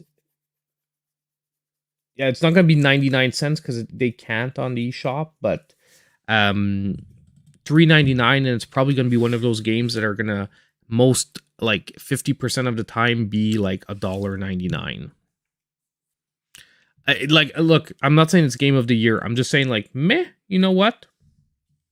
If you're looking for a very laid back, chill puzzle game, there are worse things on the eShop. And the artwork is pretty decent, pretty nice. Okay, but now let's play an awesome game. Dave the Diver. Let's jump back on into my good old pal, Dave. Now, I am going to post, by the way, the playthrough of The Legend of Santa. I'm gonna post that on the channel separately tomorrow from the rest of the stream for someone that just wants to check out the game. So, you know, for you guys that like seen it tonight, just to let you know, there's going to be nothing new. It'll just be like the part of the stream where we're playing The Legend of Santa on its own as a playthrough. Actually, I can send out cooks to get soy sauce now. How many games do I have? I have about 300 physical games because I actually made an Excel sheet, so I now have all my games listed. I have about 300 physical games, and I have somewhere around 2,800 digital games. The digital games I don't have an exact count on because they're separated over 6 different accounts. So that's why I don't have like an exact count, around 2,800. I don't have them all installed. I have a 1 terabyte SD card, and I think I must have maybe, we can check later, but I think I have something maybe like 100 games installed at the moment. I basically rotate them in and out. Like, there's no way I can have 2,800 games installed on a card. Like, even if I got a 1.5 terabyte, I still wouldn't have enough room. So I don't try to do that. I just rotate in and out the games that I'm playing or whatnot. And I'll be honest with you, I try like 6 or 7 games a week, like for the eShop deals and stuff. And if a game is bad, I just deinstall it. Like, as soon as I know that I'm not going to replay the game, I deinstall it. And it's always available for re-download if I need it in the future. But at least once I know I'm not playing it. Sorry guys, I deinstall it. Okay, so Dave the Diver is surprising me more and more and more. Okay? Just when I thought we saw everything about the game, where we run the restaurant, we have 3 times of fishing, we have the underwater sea village that we saw the last time. There is now farming in the game, and there is now fish growing in the game. So I'm going to show you guys that before we dive. When you get to a point in the game, you actually get a farm. Which is why I said like soy sauce and all that stuff is actually not an issue anymore. Like, you can still find some underwater, and it still is helpful if you come across it. But you can actually now grow, you grow rice here, which I just harvested. We're growing crops. So you're going to grow carrots, eggplants, but by the way, there's way more seeds than that. Like, you can talk to this guy here, and you can grow like garlic, carrot, onion, cherry, tomatoes, wheat, and beans. And I'm currently expanding my garden to a second garden, like second plot here. You have to come and you have to water them and everything. So there's even a farming sim part. And you also get a fish hatchery eventually, which is what we're going to look at next. Just so you guys can sort of be up to speed on all the stuff that on top of offering the fishing, the storyline, and everything, you see you get this fish hatchery where basically from time to time you're gonna get fish, and this, you have a fish hatchery here. So what this does is this eliminates your need to like basically fish all the time all the fish you wanna use. And you can also sell them directly here. Like the blue tang, I'm not gonna be cooking this, so I'm just gonna sell it. Like I'm gonna sell actually no, we're gonna keep, we're only gonna sell one of the 3 stars. We're gonna sell all of these. I keep like 4 of a kind, because if you have 2 of the same kind, they can reproduce. By the way, they can reproduce in your hatchery, so you always want to keep like, I like keeping 4. But also you don't want to get the, you don't want to pack up on the cheap fish that you're not going to cook, because basically, Topaz, you're harassing me.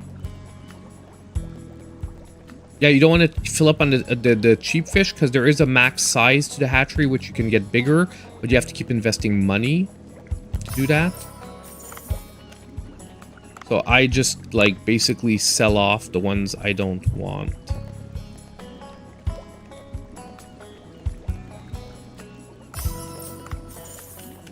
This, and we have like red line fish. This we're actually going to cook. We're going to send to the kitchen. We're going to keep the 2 here. We're going to send these 8 to the kitchen. And the line fish, we're going to sell these.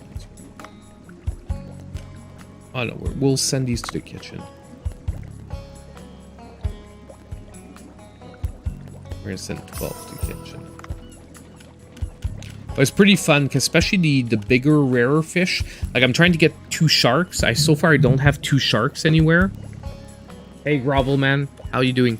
Okay, Topaz, you're being super annoying. Can you please stop? Okay. But yeah, so I'm trying to get 2 sharks so that even the sharks start to reproduce. And you have each tank separated by like the depths that they're at.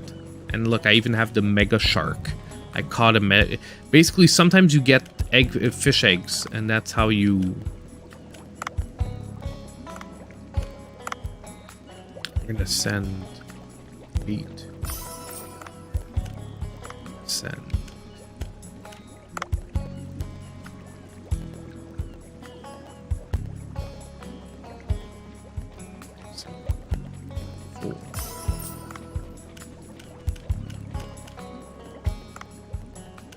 Trout, send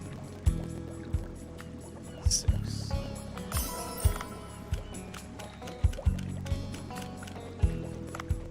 Okay. Sorry guys, we're just gonna do our, yeah, mega shark, man. We're doing the mega. We've got, I've got almost all the sharks in here.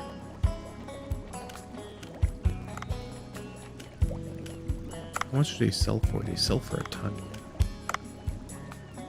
These we're gonna sell. At one point, you're better off to sell, just because you can't use them all in the same service, because you have a max. Like, you know, like at one point you can't sell more than X amount per service. So you're just better off selling them at one point.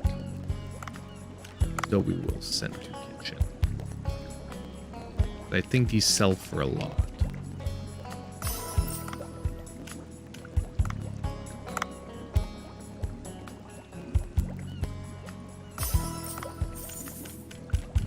But basically, it becomes like so much easier to make money at these points in the game. And you'll see, hopefully we'll get a good service, but good service, we can make like 8,000 per service now. Of course, the upgrades are a lot more expensive, as you'll see. Topaz, you're getting like, you're so annoying. Oh, dang, we have the moray eels. Nice.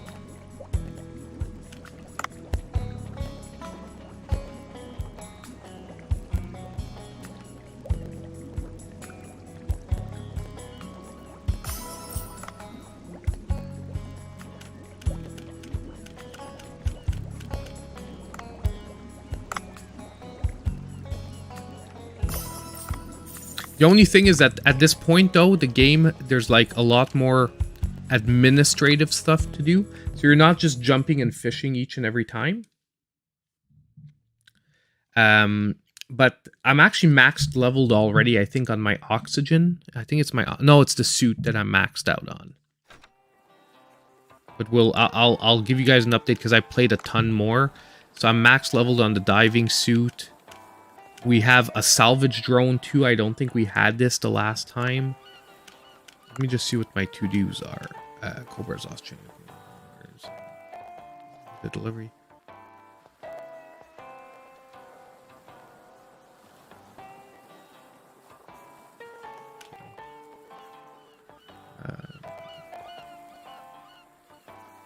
Okay, yeah, we have to go to Gumo, and we have to grow the vegetables.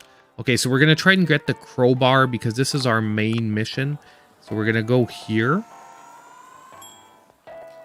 Either way, we have to try to catch some swordfish, because right now we have a swordfish event coming up. Yeah, the drone is awesome. The drone basically automatically picks up a big fish, and so it doesn't count towards the weight that you're carrying. On top of it, it increases the quality of the fish to the maximum quality, meaning that you get more resources for each one. Honestly, Tony, I understand, but I really can't add any more information currently without making it a lot longer. And I know it doesn't sound like it's adding a lot, but the footnote with the Metacritic and the thing would be like, per 25 videos, even if it's an extra minute per item, it's an extra half hour that I'm tacking on to already videos that take about 4 to 6 hours to make. And I know it doesn't sound like a lot, but it's like, honestly, if I want to be able right now to keep up with the delivery of as many videos as I do, I can't add like an extra half hour or hour to each video. And I understand, and I would like, I see the merit. Like, don't misunderstand me. I'm not saying that what you're saying isn't worth it. I just have to sort of right now say I won't be able to add the Metacritic and playtime for the moment, because like I said, even if it's only an extra minute per game. Oh my god, a new shark. Oh, and we have a rocket launcher now. I'm able to make the rocket launch. I was able to make the rocket launcher now.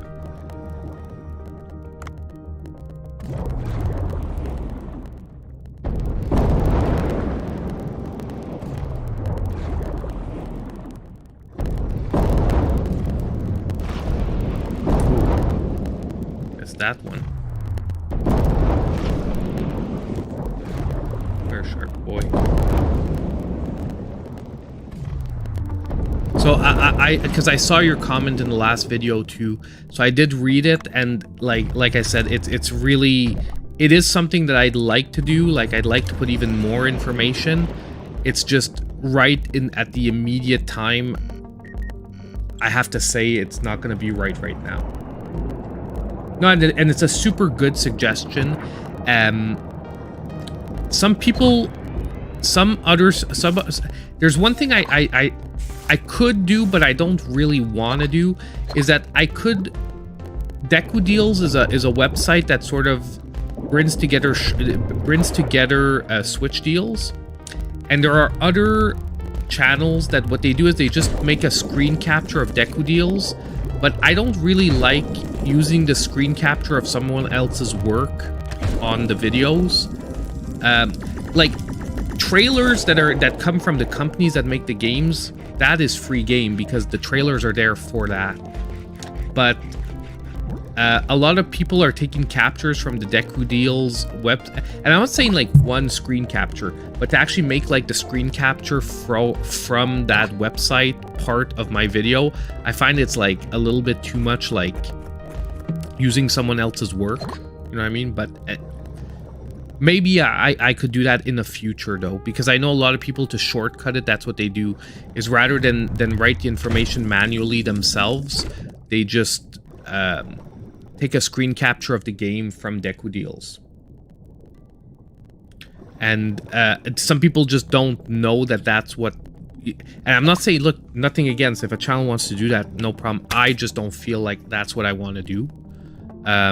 So, you know, but that's that. And I use deals as a resource to make sometimes like looking through stuff easier, but I don't like copy the information from the site. Like, to me, I don't want to copy the information from the site, like, but that's me. That's the way you know, that's my philosophy on making videos, and there's nothing wrong with anyone who doesn't follows a different philosophy. So I'm not dissing anyone who doesn't do that. they can, like, I don't think the deals guy cares that someone takes screen captures of his website, because at the same time, as long as you're telling people that that's where it's coming from, it's free publicity for him. I just saw a lot of channels I don't think really says they're taking screenshots from deals. That's where I'm like, at least, you know, let people know where you're getting it from. Okay, we have to find oxygen quickly, because I'm running out of oxygen. I'm really low, and there's a shark there, so we can't go there. Oh, here. Oof. Okay. Like, like, honestly, this early, I shouldn't be worrying about oxygen. We also have to try and capture right now a monster fish, which is a fusion of 2 different fishes, and there's only one apparently on the map. So we're also hunting for that right now. That's like a side quest that isn't in the official quests. They're the horned parrotfish that you see on the left of the screen there.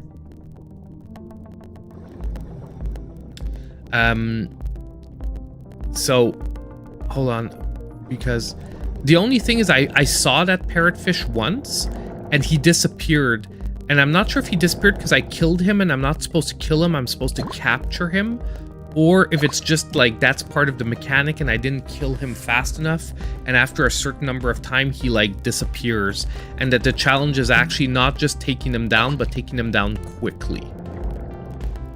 So we'll try and hopefully we'll find him again. But he was totally not where the game says he's gonna be. They said he's supposed to be near the shipwreck, and I found him at the other end of the map. So I was like, what?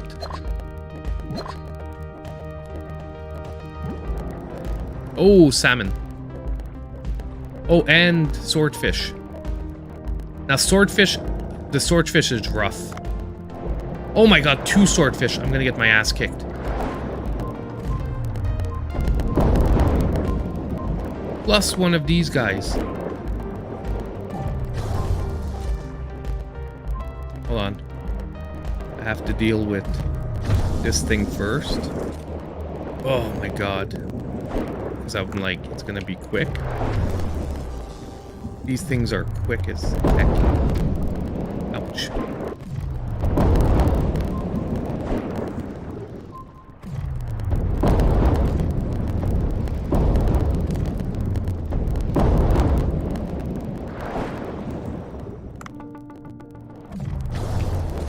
Honestly, one of them is already pretty rough to fight.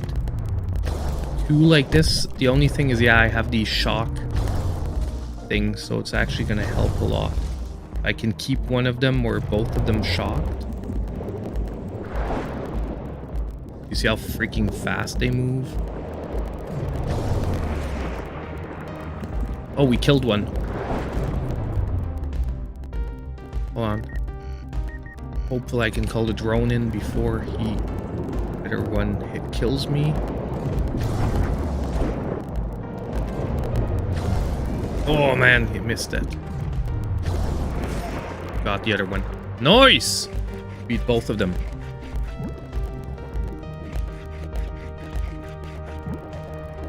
Okay, let's. There was oxygen not too far from here. I actually have a bottle too. Now I'm not as stressed because I actually have a backup bottle too. I want the tuna though, because tuna sells for a shit ton. Yeah, swordfish. We have basically, as you get further in the game, they start adding fish to the existing environments. So the existing environments keep like evolving.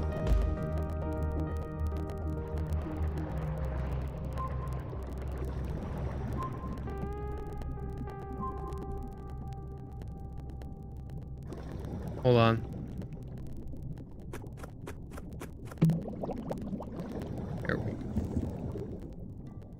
Hold on, there. My sensor's pinging.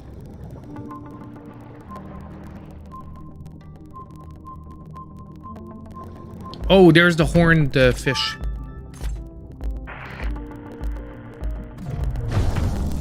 Oh my freaking god, can you get off my butt? And a shark too on the other side.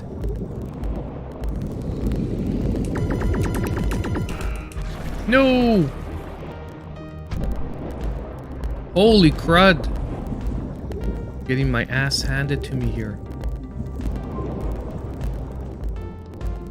Hold on. We need these.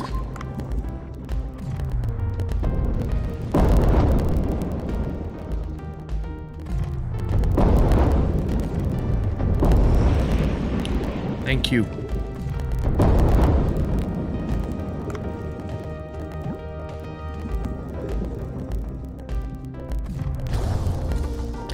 Now him, we can't hit him from the front, we have to hit him from the back. Oh my god.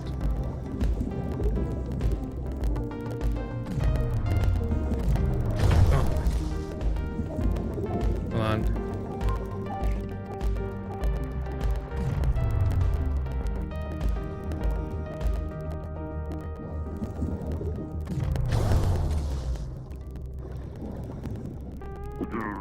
Got it.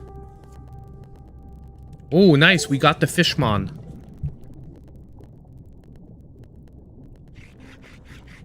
Oof. Yeah, that was intense. Yeah, because basically when you're near the fishmon, your controller starts to vibrate. So having a rumble for this game, once you get to this part, is actually really useful. Hey man, we're doing really awesome this time. Getting like a bunch of stuff. Now, catching salmon without the special item for catching salmon sucks, by the way. Oh, that's what I thought. Because basically you have to do this and then you have to just shoot them when they come by. And eventually you're gonna kill them, but it takes forever. And the thing is, like, you can't depend on getting the special item every time, because it's super unpredictable if you're gonna get it or not. And there must be a better way eventually to get salmon, but for the moment, this is what I got it. And they freaking swim like crazy. They're fast as heck. And they take about 5 or 6 shots each to take down.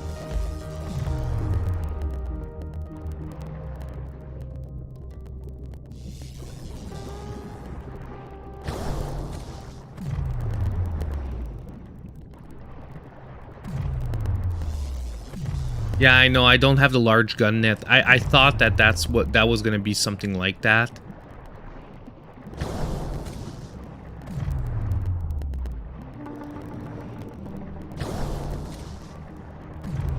We're gonna take down a few. We're probably not gonna kill the whole school.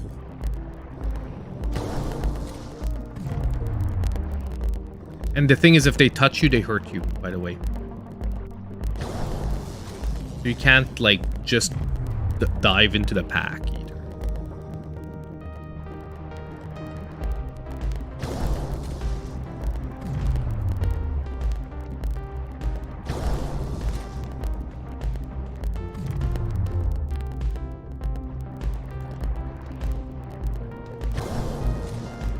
Yeah, we're Crocodile Dundeeing it. We're using a grenade.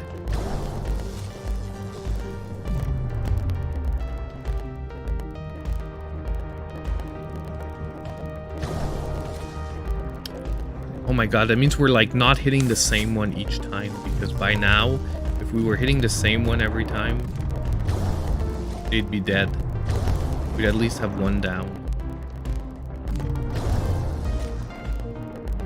Don't worry, they will go down, and thing is, since we're hitting them all probably different ones, once they start to go down, yeah, we're gonna probably get like a few down back to back.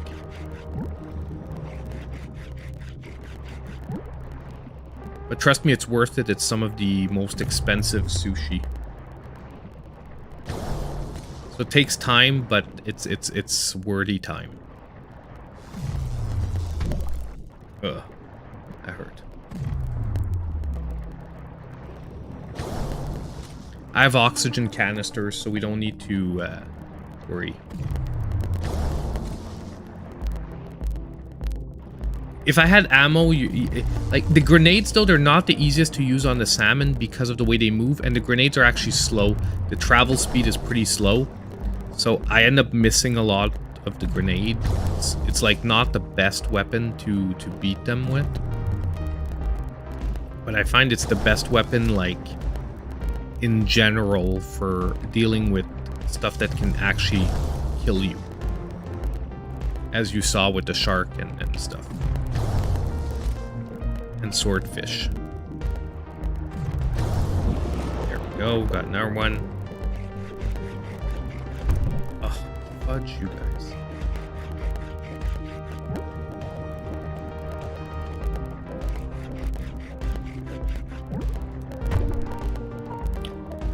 Here they are.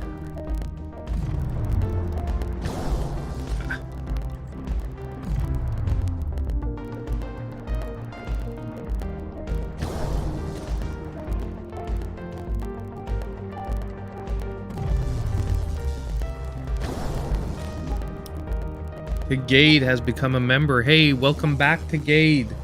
How you doing, my man?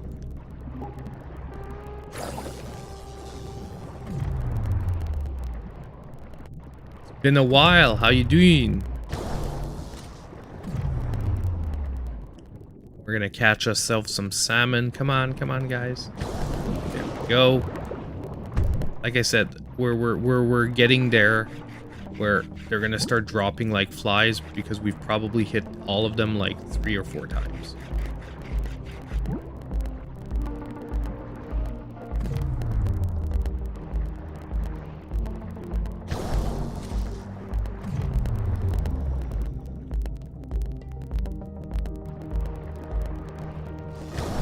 Oh no! I know why he slowed down. Well, I know why he slowed down, because he was stunned, but it made me waste my shot. Go, one more. Don't worry, if we get another school, I'm not gonna do this again. If I got 1 school of salmon, I'm good, and we're already overweight. God dang it. I didn't know we were that heavy already. But we did beat a lot of big fish.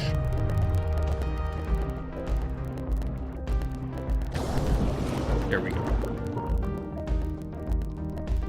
Oh, I can't even pick him up. What do I have?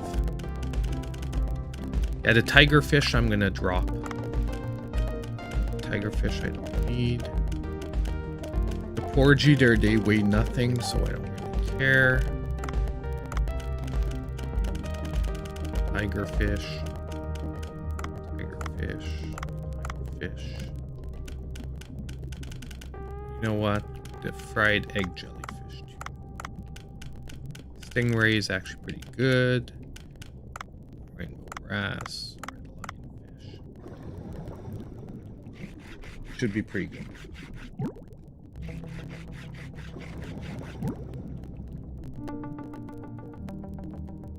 Honestly, I'm really looking forward to Mario RPG. I think it's gonna be really good. Like, if I had to guess, I think it's gonna be really good. Like, it's honestly a game that people have been asking for so long. Nintendo's not gonna put it out unless it's in tip-top shape. And they seem to be really following the original storyline, which is an awesome game. Like, it's a little basic as a plot, but it's still an awesome game. And on top of it, like, they just seem to be enhancing the mechanics a bit, modernizing things, which is like the best you can do for a game like that. Man, we have so much heavy stuff. We have another Titan tigerfish.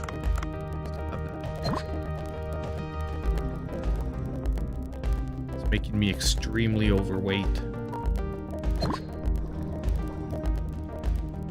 Because you have like 2 levels of overweight. You have overweight, and then you have like extremely overweight. and extremely overweight is very problematic. I have the net, by the way. Like, I didn't have the net last time. I have the net this time. And I'm actually trying to evolve my my grenade launcher into the vortex launcher or something like that, or black hole launcher. It looks like it's like maybe the best of all the weapons that I've seen so far in the whole game. Nice. So now basically our next mission for this dive is we need to go get the crowbar, which should be at the shipwreck. So the shipwreck should be towards the left of this area. So we want to go downwards towards the left all the time. Now find what we're looking for. And once again, I would like some oxygen. I still have a canister, so I can still use that if we get into like a bad spot. But I'd prefer to use like a normal oxygen refill. Seem to not be getting a lot of those today. Let's see, where's pretty garbage. Like, there should be an oxygen refill somewhere around here. There. Yeah. Like, I'm pretty sure there's one, like, right here when we go into the lower section.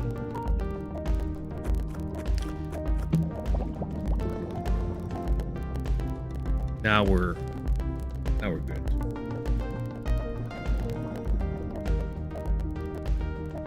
Yeah, it's pretty... It's we're playing Dave the Diver, which is basically a mix of an action, I'd say an action, I don't want to say a platformer, like it's an underwater platformer, but like, you know, it's not like platforming mechanics per se, but it's a mix of an underwater platformer, let's call it that, and a time management game with some RPG mechanics as well. Like, honestly, it's a little bit of everything. And it is really good. I'm like addicted to it for the last week. Now, oh, I wanted to, since we're like on a chiller mode, I want to let you guys know, next eShop deals, there will most likely not be a sizzle reel. Because I said it, I'm only going to focus on games that I don't think are going to hit any lower on Black Friday. So the next video is going to have like 10 games in it. So instead of doing like 5 games and a 5-game sizzle reel, I'm most likely going to do like just 10 full descriptions of the games that are on sale. And it's still gonna, there are still some very good games currently on sale. It's just not like, instead of, I'm basically only taking games that are at brand new lows and that I really don't think they're gonna hit. But this is only exceptionally, gal. Don't worry. This is very exceptional in the sense that it is only because right now there are only 10 games on the eShop that I really think are good pickups that are hitting brand new lows, and I don't think will hit lower lows on Black Friday. Okay? And I don't think... And the logic is, I'm not going to tell you guys to pick up a game that has been at this price before, and I think is going to go even lower in a week. You know what I mean? Like, and we're at that point where by next week we could be seeing early Black Friday deals, like real early Black Friday deals. Now, I'm going to be calling these early Black Friday deals, but they're like different early Black Friday deals. Oh my god, the hammerhead shark. The hammerhead shark. It's the one shark I think I'm missing for this area. And I'm so overweight that it is killing me. Because I'm gonna kill him. But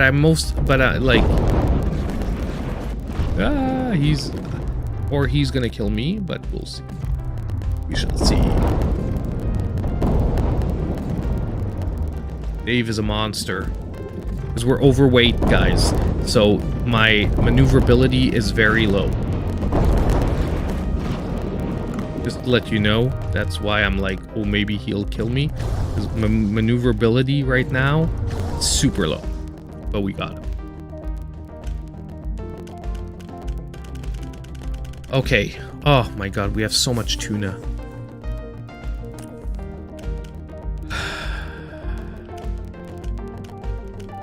Wow, the parrotfish is 15 kilos. That thing is thick. Let's get back. Let's get rid of really everything. Even if it's not that heavy, let's get rid of everything that is not essential here. And these are good things to pick up, just not like I just have tons of them already. Okay, the fragments we definitely want. The stingray meat. Like, to me, it's looking like the best. Even though reef shark is really good, it's not as good as tuna.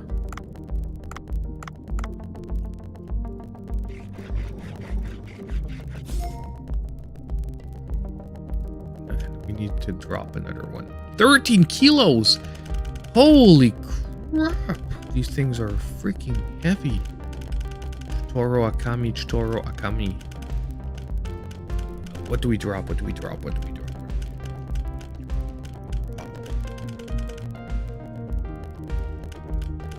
Like, I think we're gonna have to drop some tuna. It's crazy though. Tuna is so good. But I want the hammerhead shark stuff.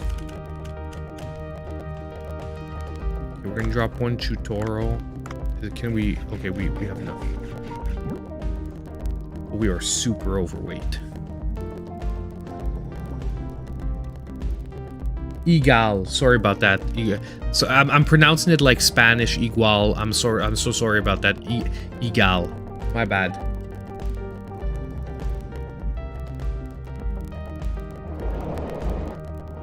Of course. I'm sorry. Igual. My bad. It's because I'm pronouncing it like I would pronounce a South American similar name. Well, it's not even a name. It means equal, like equal.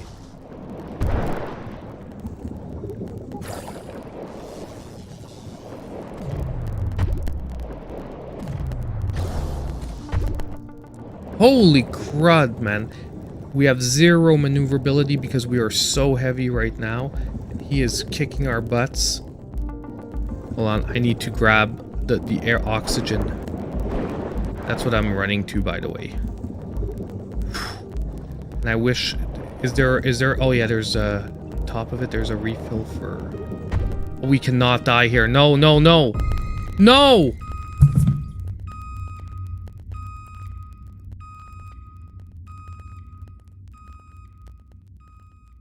Sorry, guys. Oh my god, we have so much garbage that we're gonna lose.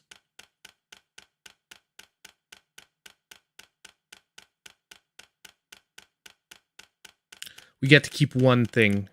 I'm gonna keep the freaking Mon. Oh, no. The Mon doesn't count? What? The Mon fish is okay. Topaz. Stop.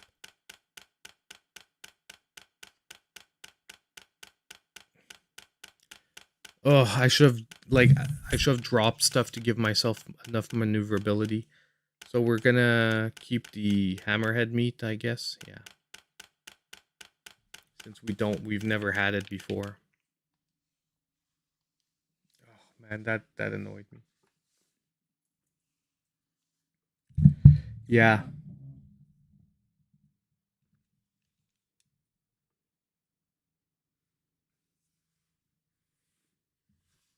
Oh, I was okay on the way I pronounce your name. Awesome. Well, I guess I took a good guess because, like I said, there's a similar word in Spanish. I don't speak a lot of Spanish, but I know enough. Pizza Tower? No, I didn't try it. Yeah, I got very greedy there. I got very, very greedy there. See, and these are our employees that are bringing us items back. So they brought me salt and mayonnaise. Because actually I'm not as much on problem with soy sauce anymore. I just want to see. Shallows. There's still one type of shark that we haven't seen, and a dolphin. Now we're gonna have to go back and get the crowbar another time, I guess. Do we want to go night fishing? I don't think we want to go night fishing. No, we're gonna go to the sushi shop. We're gonna make more money so I can upgrade my crap so that I'm even tougher to kill. And then we're gonna go get a crowbar. Like we're gonna go back to the regular ocean, and we're gonna load up on some crazy fish. Crazy fish. I'm actually really looking forward to starting my Lego Bowser. But like I said, I'm going to have to set up my table for like long sessions. Okay. Let's just see. Staff, waiting room. See, basically now I have extra staff. And this staff I can set out to dispatch and to grab ingredients. So yes, I do want you to go get a curry block.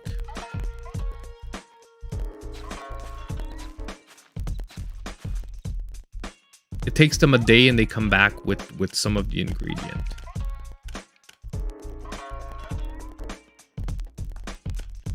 How much do we have? 14, 6, 4, 3, 2. Okay, you're gonna go get some turmeric.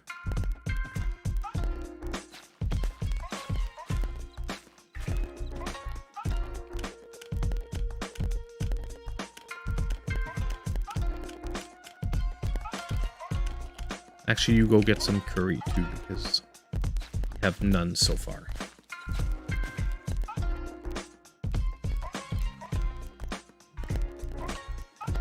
I'd honestly, I'd have to retry Baldo. I didn't return to it after. I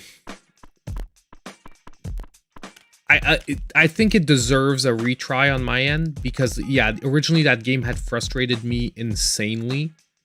But they do seem to have redeemed it worthy. See, now we can't even upgrade this because we won't be able to make any of it if we upgrade it, because it takes so much salt. Like, it takes 1 salt to make, but it takes 4 salt to upgrade it, which is all our salt.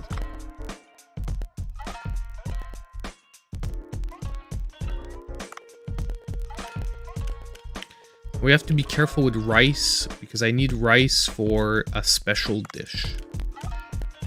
Oh man, we don't have any tuna. It sucks, because tuna is an awesome thing. So we're actually going to serve 15 of this.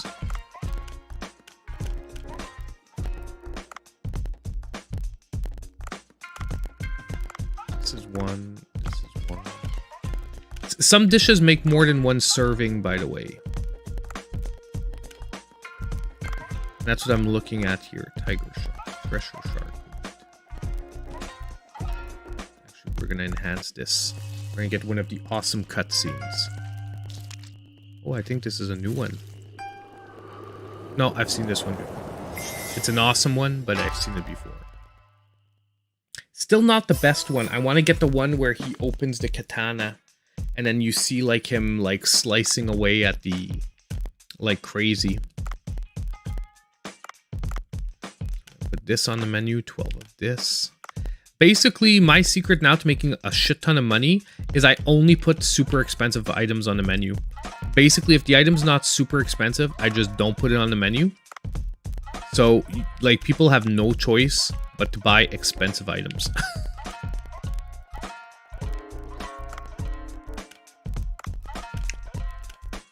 Like if an item isn't at least 150 bucks, it's like not going on the menu.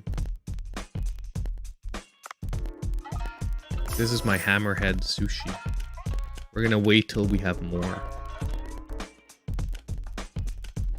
Now the most expensive items here, I'd love to put it on the menu, but I do not want to, because we do not have, I want to keep as much rice as I can to make sure that I have some for the special meal that I have to prepare for someone. Because you do have like special items, special meals that you have to prepare with special items. And right now I have to prepare vegetable sushi. And that's why I'm growing, that's when you get the garden. So yeah. They fixed everything. Yeah, but me, the biggest problem was the way that some of the designs, the levels were designed to. Me, Baldo, that's what was annoying me the most.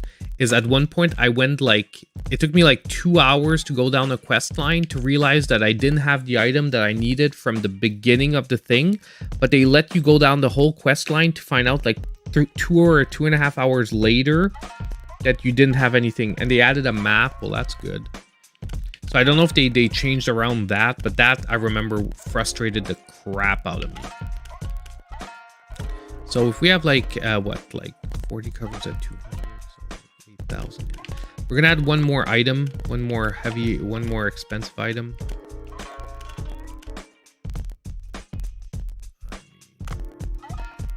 Like 3. Tiger shark meat, 125. It's a little bit low. It's because I don't want people buying the low stuff. That's the secret, guys, is that if you put low stuff on the menu, people can decide to buy the cheap stuff instead of buying the expensive stuff, and that's when you make a lot less money.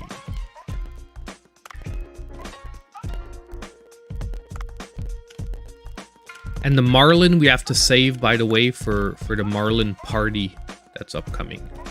There's a Marlin party that's upcoming. We're just gonna up that once.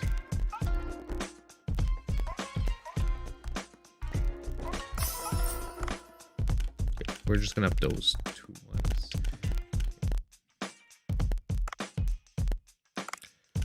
How much rice do we have? We have 10. You know what? We can put like... I think 5 rice is gonna be enough. Let's put 5. Yeah, because we only need 1 white rice. I'm not gonna forget and make the mistake to sell more than that. Okay, so let's open up the restaurant. And now my waiters, by the way, can pour drinks and clean up stuff. So honestly, I have very little to do now when the restaurant's open. Like here, I'm gonna serve a tea, but theoretically, my server might have had time to do it.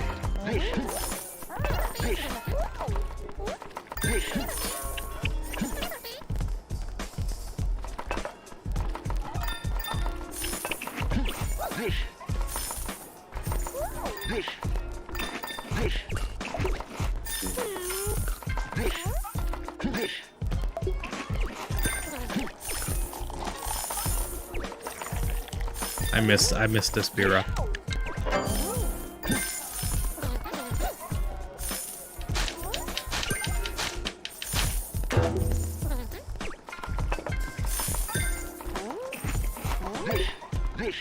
We have to get these meals out. I don't know why these guys are being slow tonight.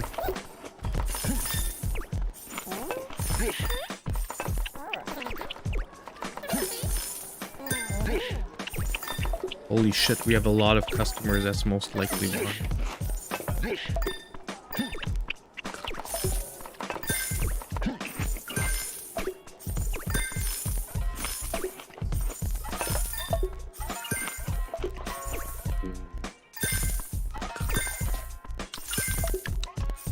Woof. Not the biggest night we've done, but we've made like a night like $5,000 to $6,000, something like that.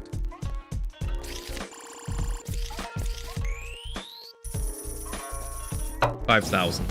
Not too bad. We've made 8,000 before, but it's a pretty decent.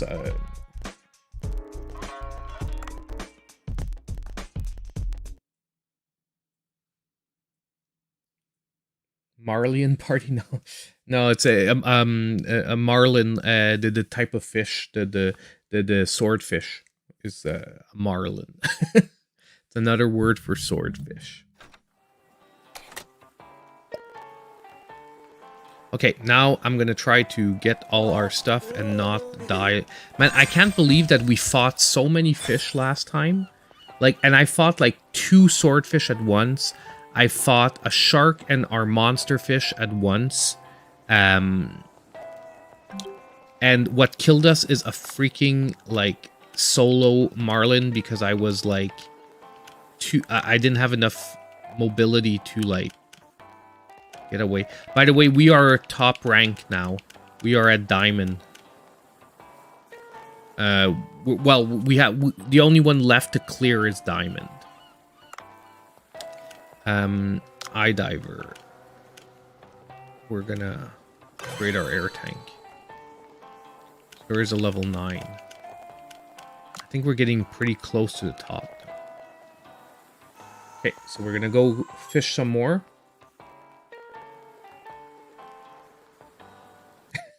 My customers don't come for the expensive menu, they come for stories where you fight off the shark and swordfish. Yeah, exactly.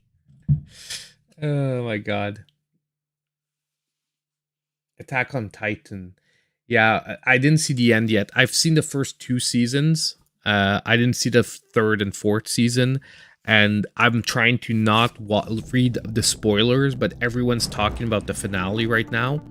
And I know how it ends, unfortunately, because I didn't want to, but I did see, like, I did see a headline that ruined it for me. I'm not gonna say what the headline was, but I'm like, are you serious? Like, it's something I didn't want to know, because obviously at season 2 I don't know that yet, and I'm not sure when it happens, but I was like, F you guys, man, you ruined the whole experience. So this time what we're gonna do is we're gonna grab the crowbar first.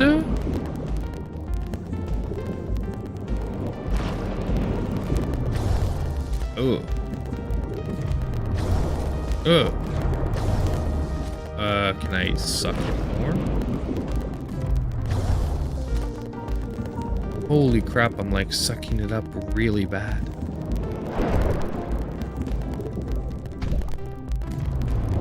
Wow, okay, hold on guys. Everything's hitting me at once. Because I didn't want to use my rocket launcher. Save the bullets. No. Okay. Hold on. We have to back up here. We have to back up and regroup.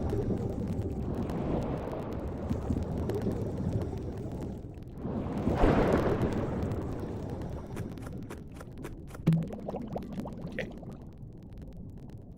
Back up, regroup, and we're gonna fight this smart, because we basically ran into like 4 aggressive fish at once, and each one of them individually are not that bad to deal with, but throw them all at me at once, and when I'm dealing with one, I'm basically getting killed by the other.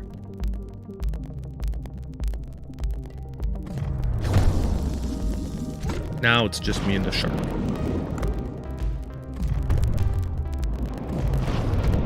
Bro.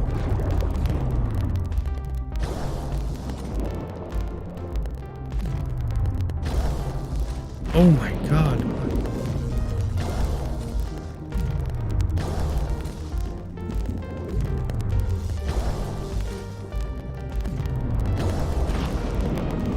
Kenya.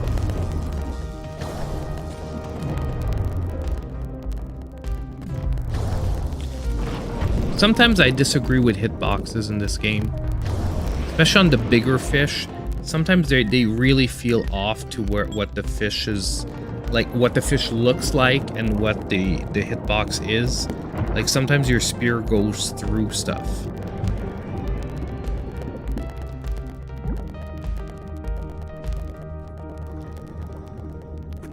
And honestly, there I should have just used my rocket launcher, because there was a refill right up there. Like I was hard-headed there. I should have just used it.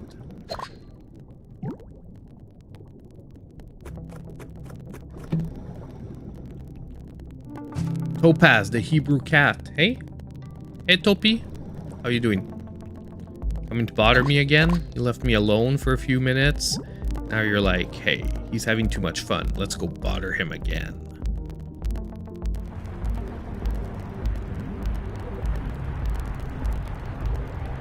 Now I'm trying to get as many weapon components as possible because I needed to build my vortex gun.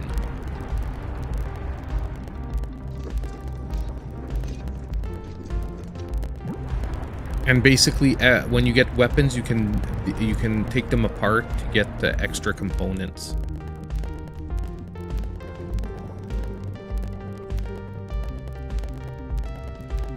Oh, it's the big boy. Worse, he's not even the worst shark to beat. The smaller, faster sharks are harder to deal with than him.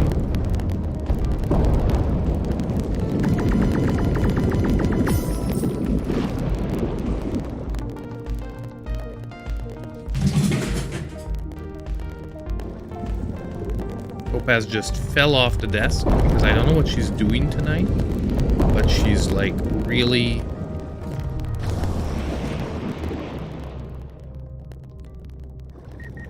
being really pain in the butt.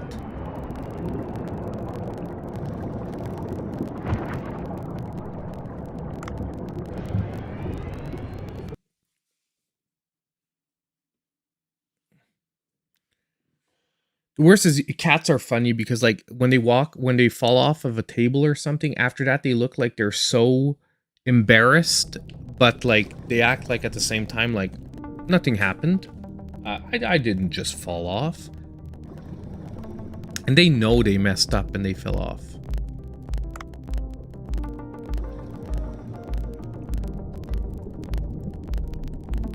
Oh, there's the crowbar. We're gonna get the hammerhead shark again. We're gonna get the sailfish.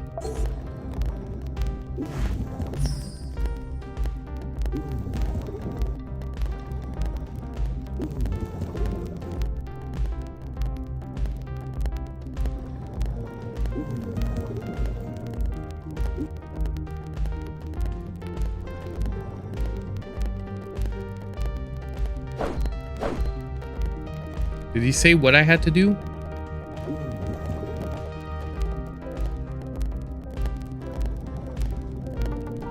Oh, I had to move the rocks there. Okay.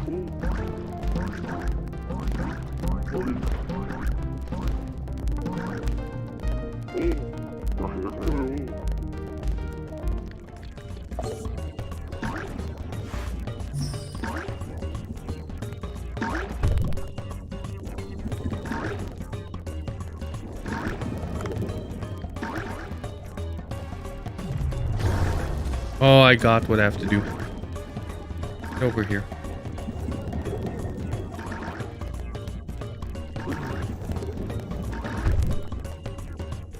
Oh, normally I have to crush crabs with rocks.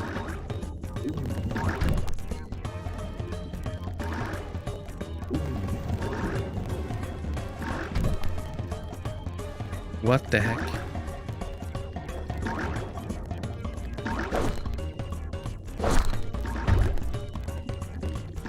Oof.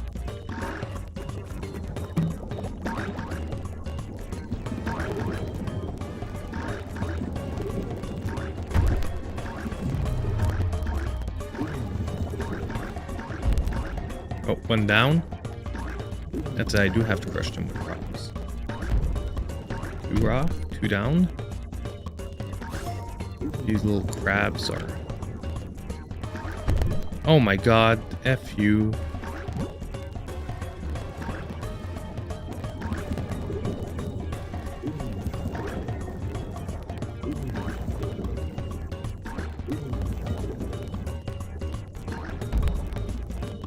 There we go. Oof.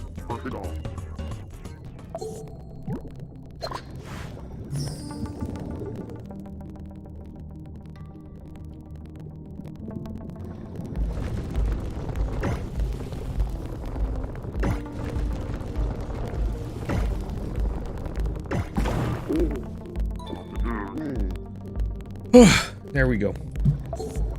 Yeah, I was trying to, it's just that they jump at you, so... Because I know that other crabs that I've killed in the past, you have to crush them with rocks. Or if you have a shovel, you can actually jump down at them with a shovel.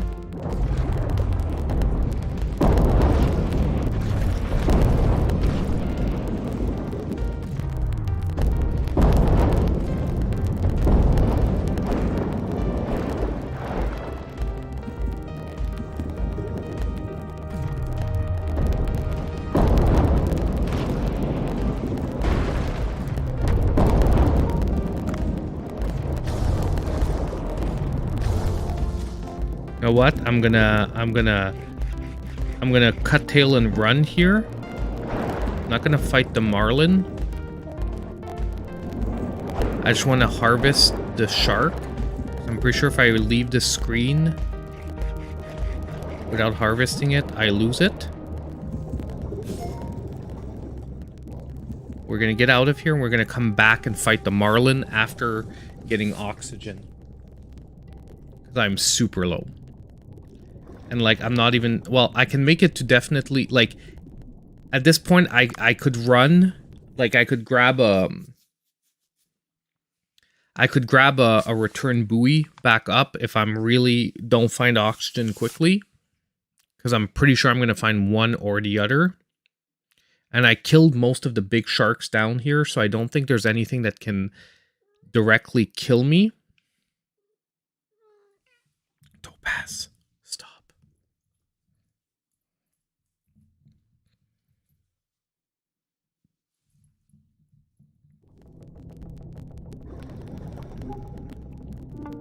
Oh, dang.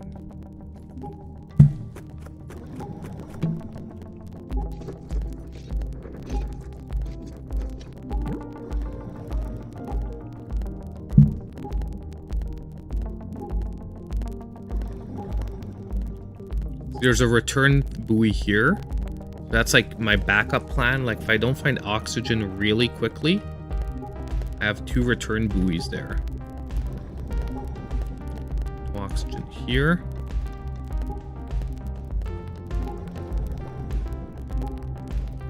The barracuda, I have to watch out for that one.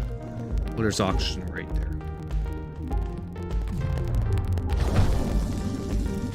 Just gonna kill the barracuda to make sure that I'm okay. Boom. Back to 100%. Now we can go take out that marlin.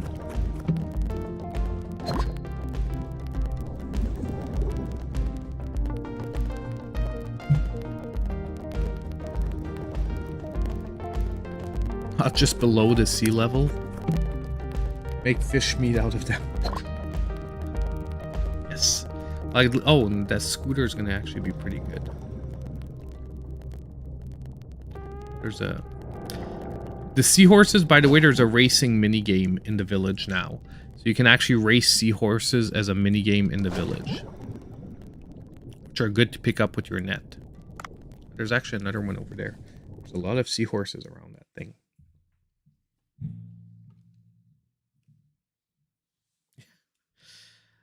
I'm not sure. I can't remember what I said, but yeah, definitely. I'm pretty sure. I'm pretty sure it is a perfect response to what I said because I probably say some dumb stuff all the time. Now, seriously, this game though, if you jump into it, just be careful. It is super addictive, like really bad addictive. Like I want to play it like 24/7 right now. And the thing is, like I said, the more you play it, the longer the dives get.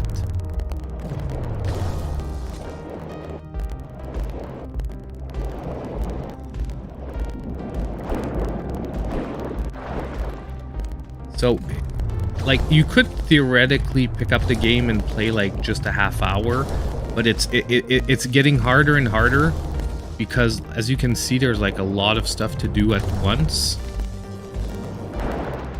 It's like Animal Crossing, where like when you have like a million chores to do, it takes a while. There we go.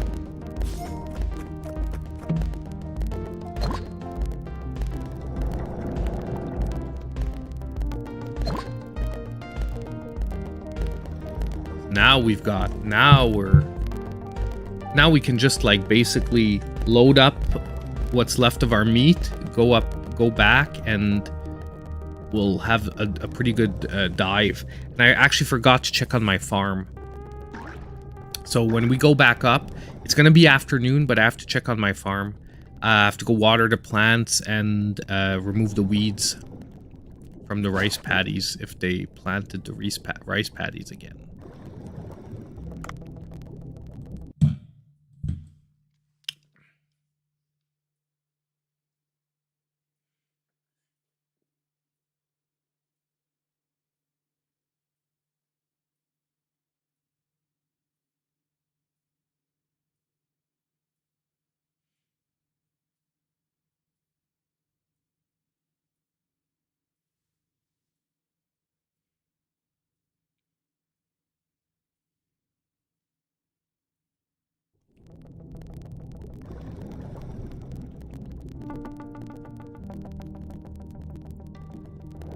Oh, there was oxygen up here.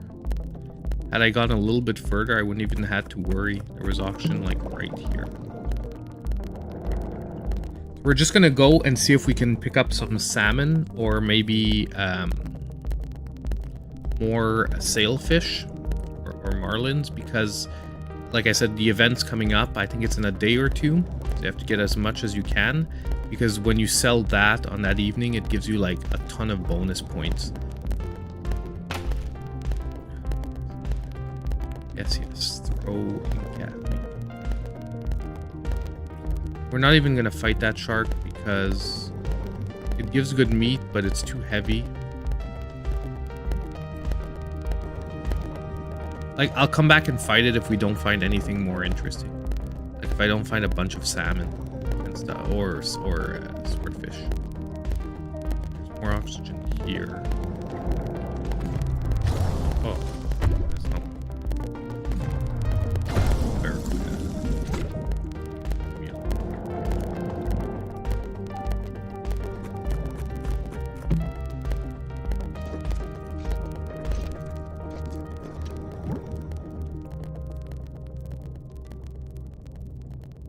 We're gonna go up a bit.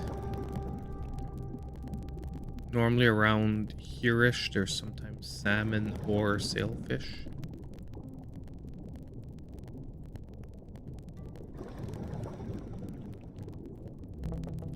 Nothing for the moment. There's a couple of different spots they can be. We have a reef shark, but him too, like, we're gonna kill it because it's easy to kill now, and it still gives okay meat, but as you saw, like, I had some last time and I didn't even serve it on the menu because it wasn't worth enough. Like, you can see, like, these smaller sharks.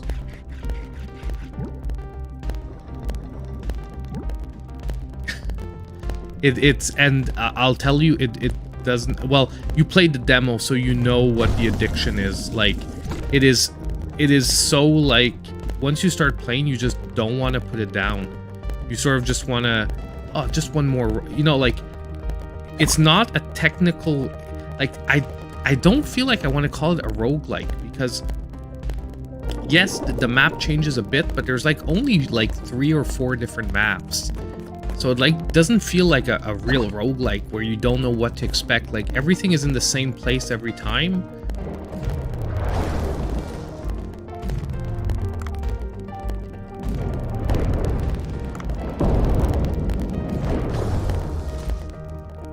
I'm gonna keep fighting him with the spear gun, because actually the fact that I can slow him is so much better than trying to hit him with the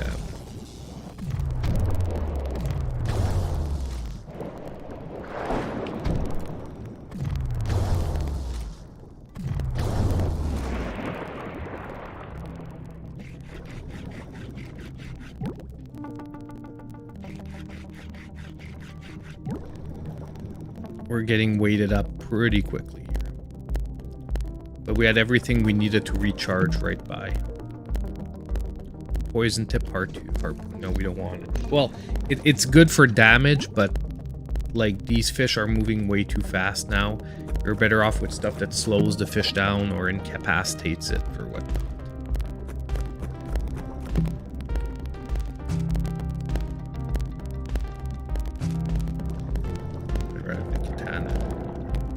Bird hammer.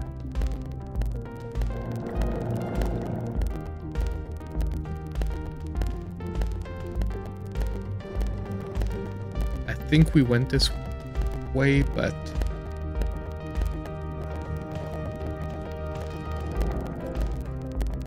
just gonna go back.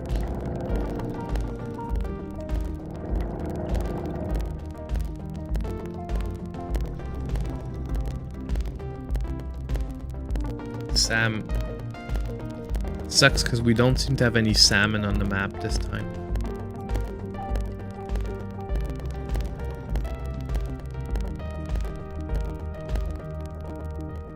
Oh, we lost so much that other time. It was so much money.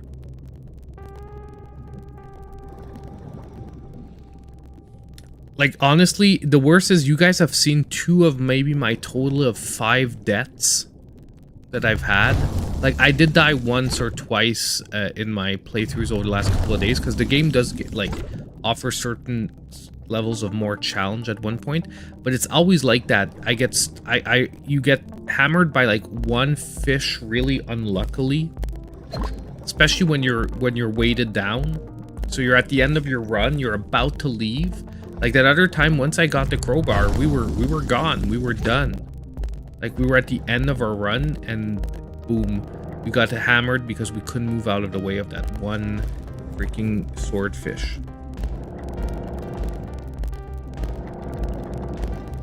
We're gonna go down here again, a little deeper, just to make sure that there's nothing interesting, and then,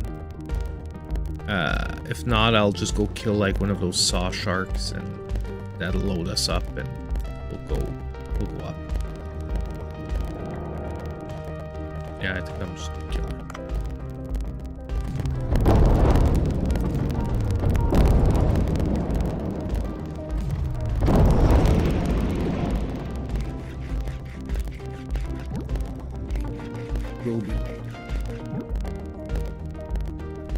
Like, theoretically, we can still load up a bit more, but I'm gonna grab a few little things here like this. Oh, salt. Very good.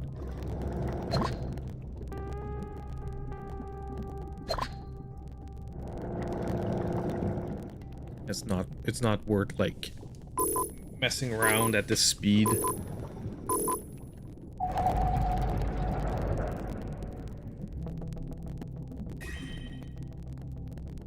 Thank you, Jumping Bear. Thank you for the happy B-Day. You're on your lunch break? Man, you working nights now? Crazy.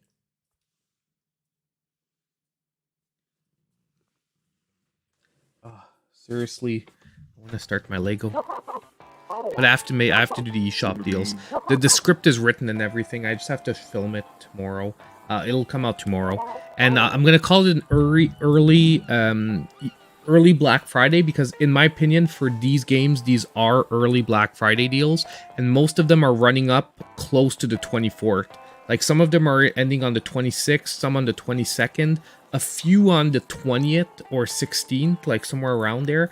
But that's why I say they're probably not going to get another discount, because these are already lower prices than they've ever been. I don't think the developer a week later is going to put another lower price than it's ever been. Especially one of the games is Mighty Goose is on sale right now. And Mighty Goose doesn't get that many sales. Like, it goes on sale maybe 4 or 5 times a year max.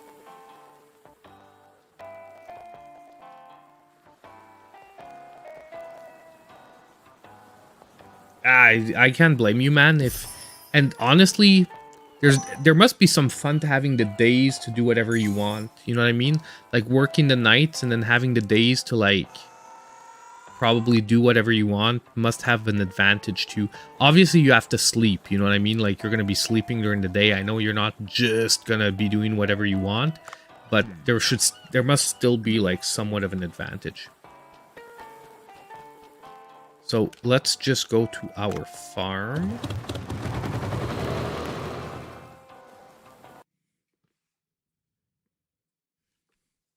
Now the crowbar we needed for the village, for the next quest of the village. Don't do it.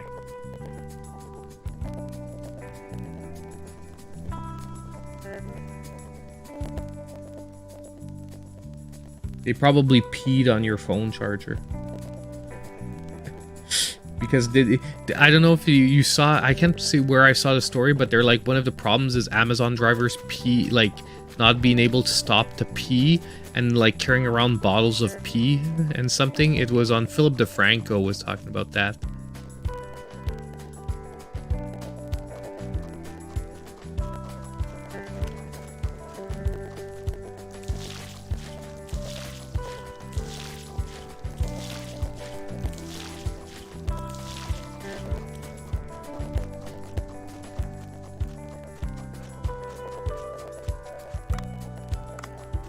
We're gonna buy, we have to buy,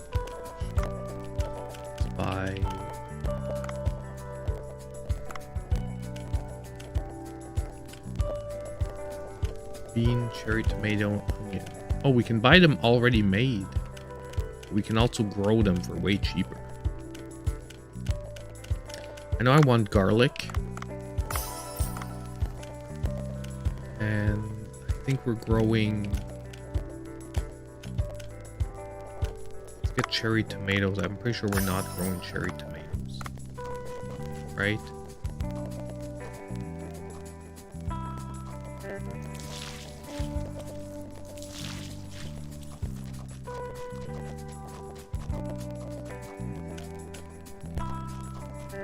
Eggplant and carrot. Yeah.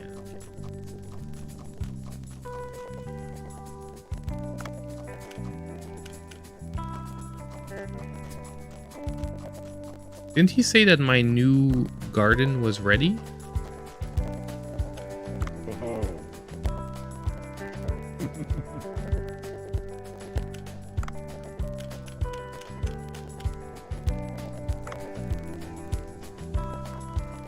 Hold on.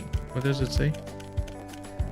Oh, it's the rice paddy that I extended. It's not the actual thing. Oh my god, it's the rice paddy that I got more of. How do I open these? I guess this is later on then. Dang, I thought I could plant more seeds. I can't even yet. Well, I'll have the seeds for when we come back here. At least we'll have way more rice at once. And as you can see, the rice makes some of the most expensive dishes for the water. For a while.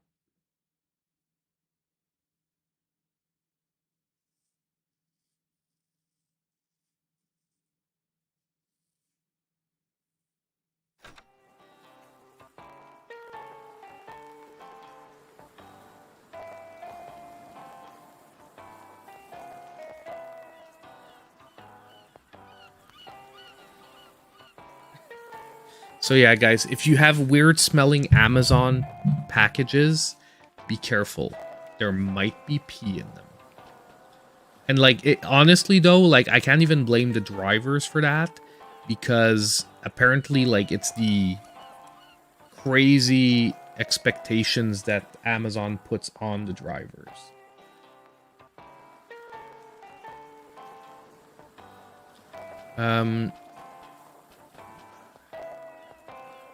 You know what, guys? It's 2 a.m. I think we're going to call it for tonight. I mean, I think I want to be in shape and I want to be able to put out my deals video tomorrow and possibly get started on the Bowser. So I do think we're going to call it for tonight, because if we get into the storyline missions, I know we're going to be like, it's probably going to be like a 1-hour session, like just for the next, the next dive. Because I have to use the crowbar to open up like a frozen passage. I have to give like food to this guy in the village. Like I know there's like 3 or 4 things to do in the village.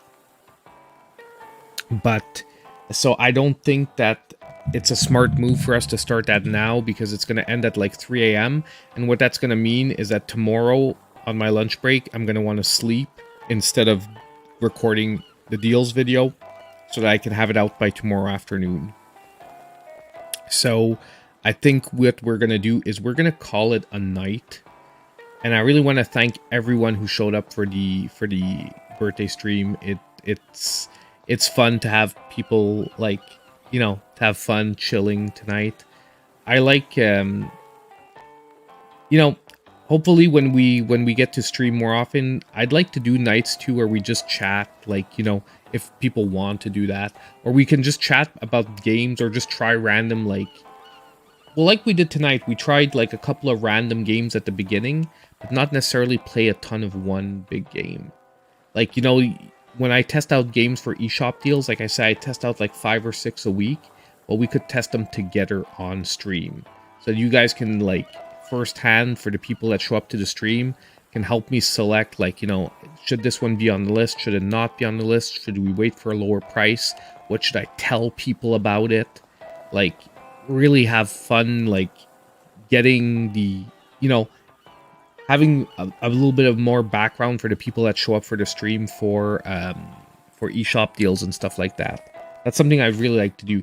Like, the stream schedule, I would still like, this is what I'm envisioning. Friday nights would always be our new game night, where we try to focus on 1 or 2 bigger games or bigger indie games. So games that we want to really dive deep on.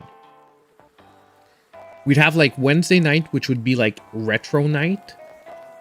And I'm saying Wednesday, but it could be Thursday or Monday, depending on, like I said, once I have it finalized. We'll have our retro night. And retro night is not always only retro games. Like, it doesn't have to be Genesis games or GameCube games. It can also just be games from the Switch that maybe we missed but have been out for a couple of years. Or it could be, or it could literally be like, you know, playing like Super Mario World. You know what I mean? Like playing from the app, what do you call it? The online app from Nintendo.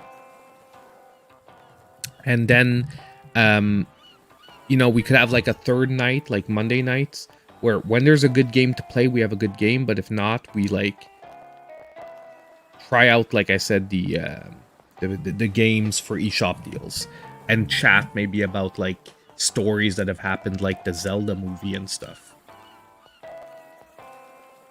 Okay, well, that's my vision that I would like to do once I can have a steady, like, 3 times a week schedule. And, you know, like I said, as things get bigger, if 3 times a week starts working good, well, one day we might be doing more than 3 times a week.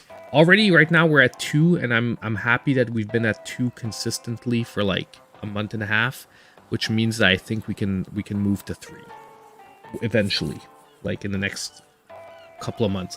Maybe not between now and the holidays, just because it's holiday season, but after the holidays are over, because like when Black Friday is gonna hit, just to let you guys know, I might only be streaming the 1 time a week.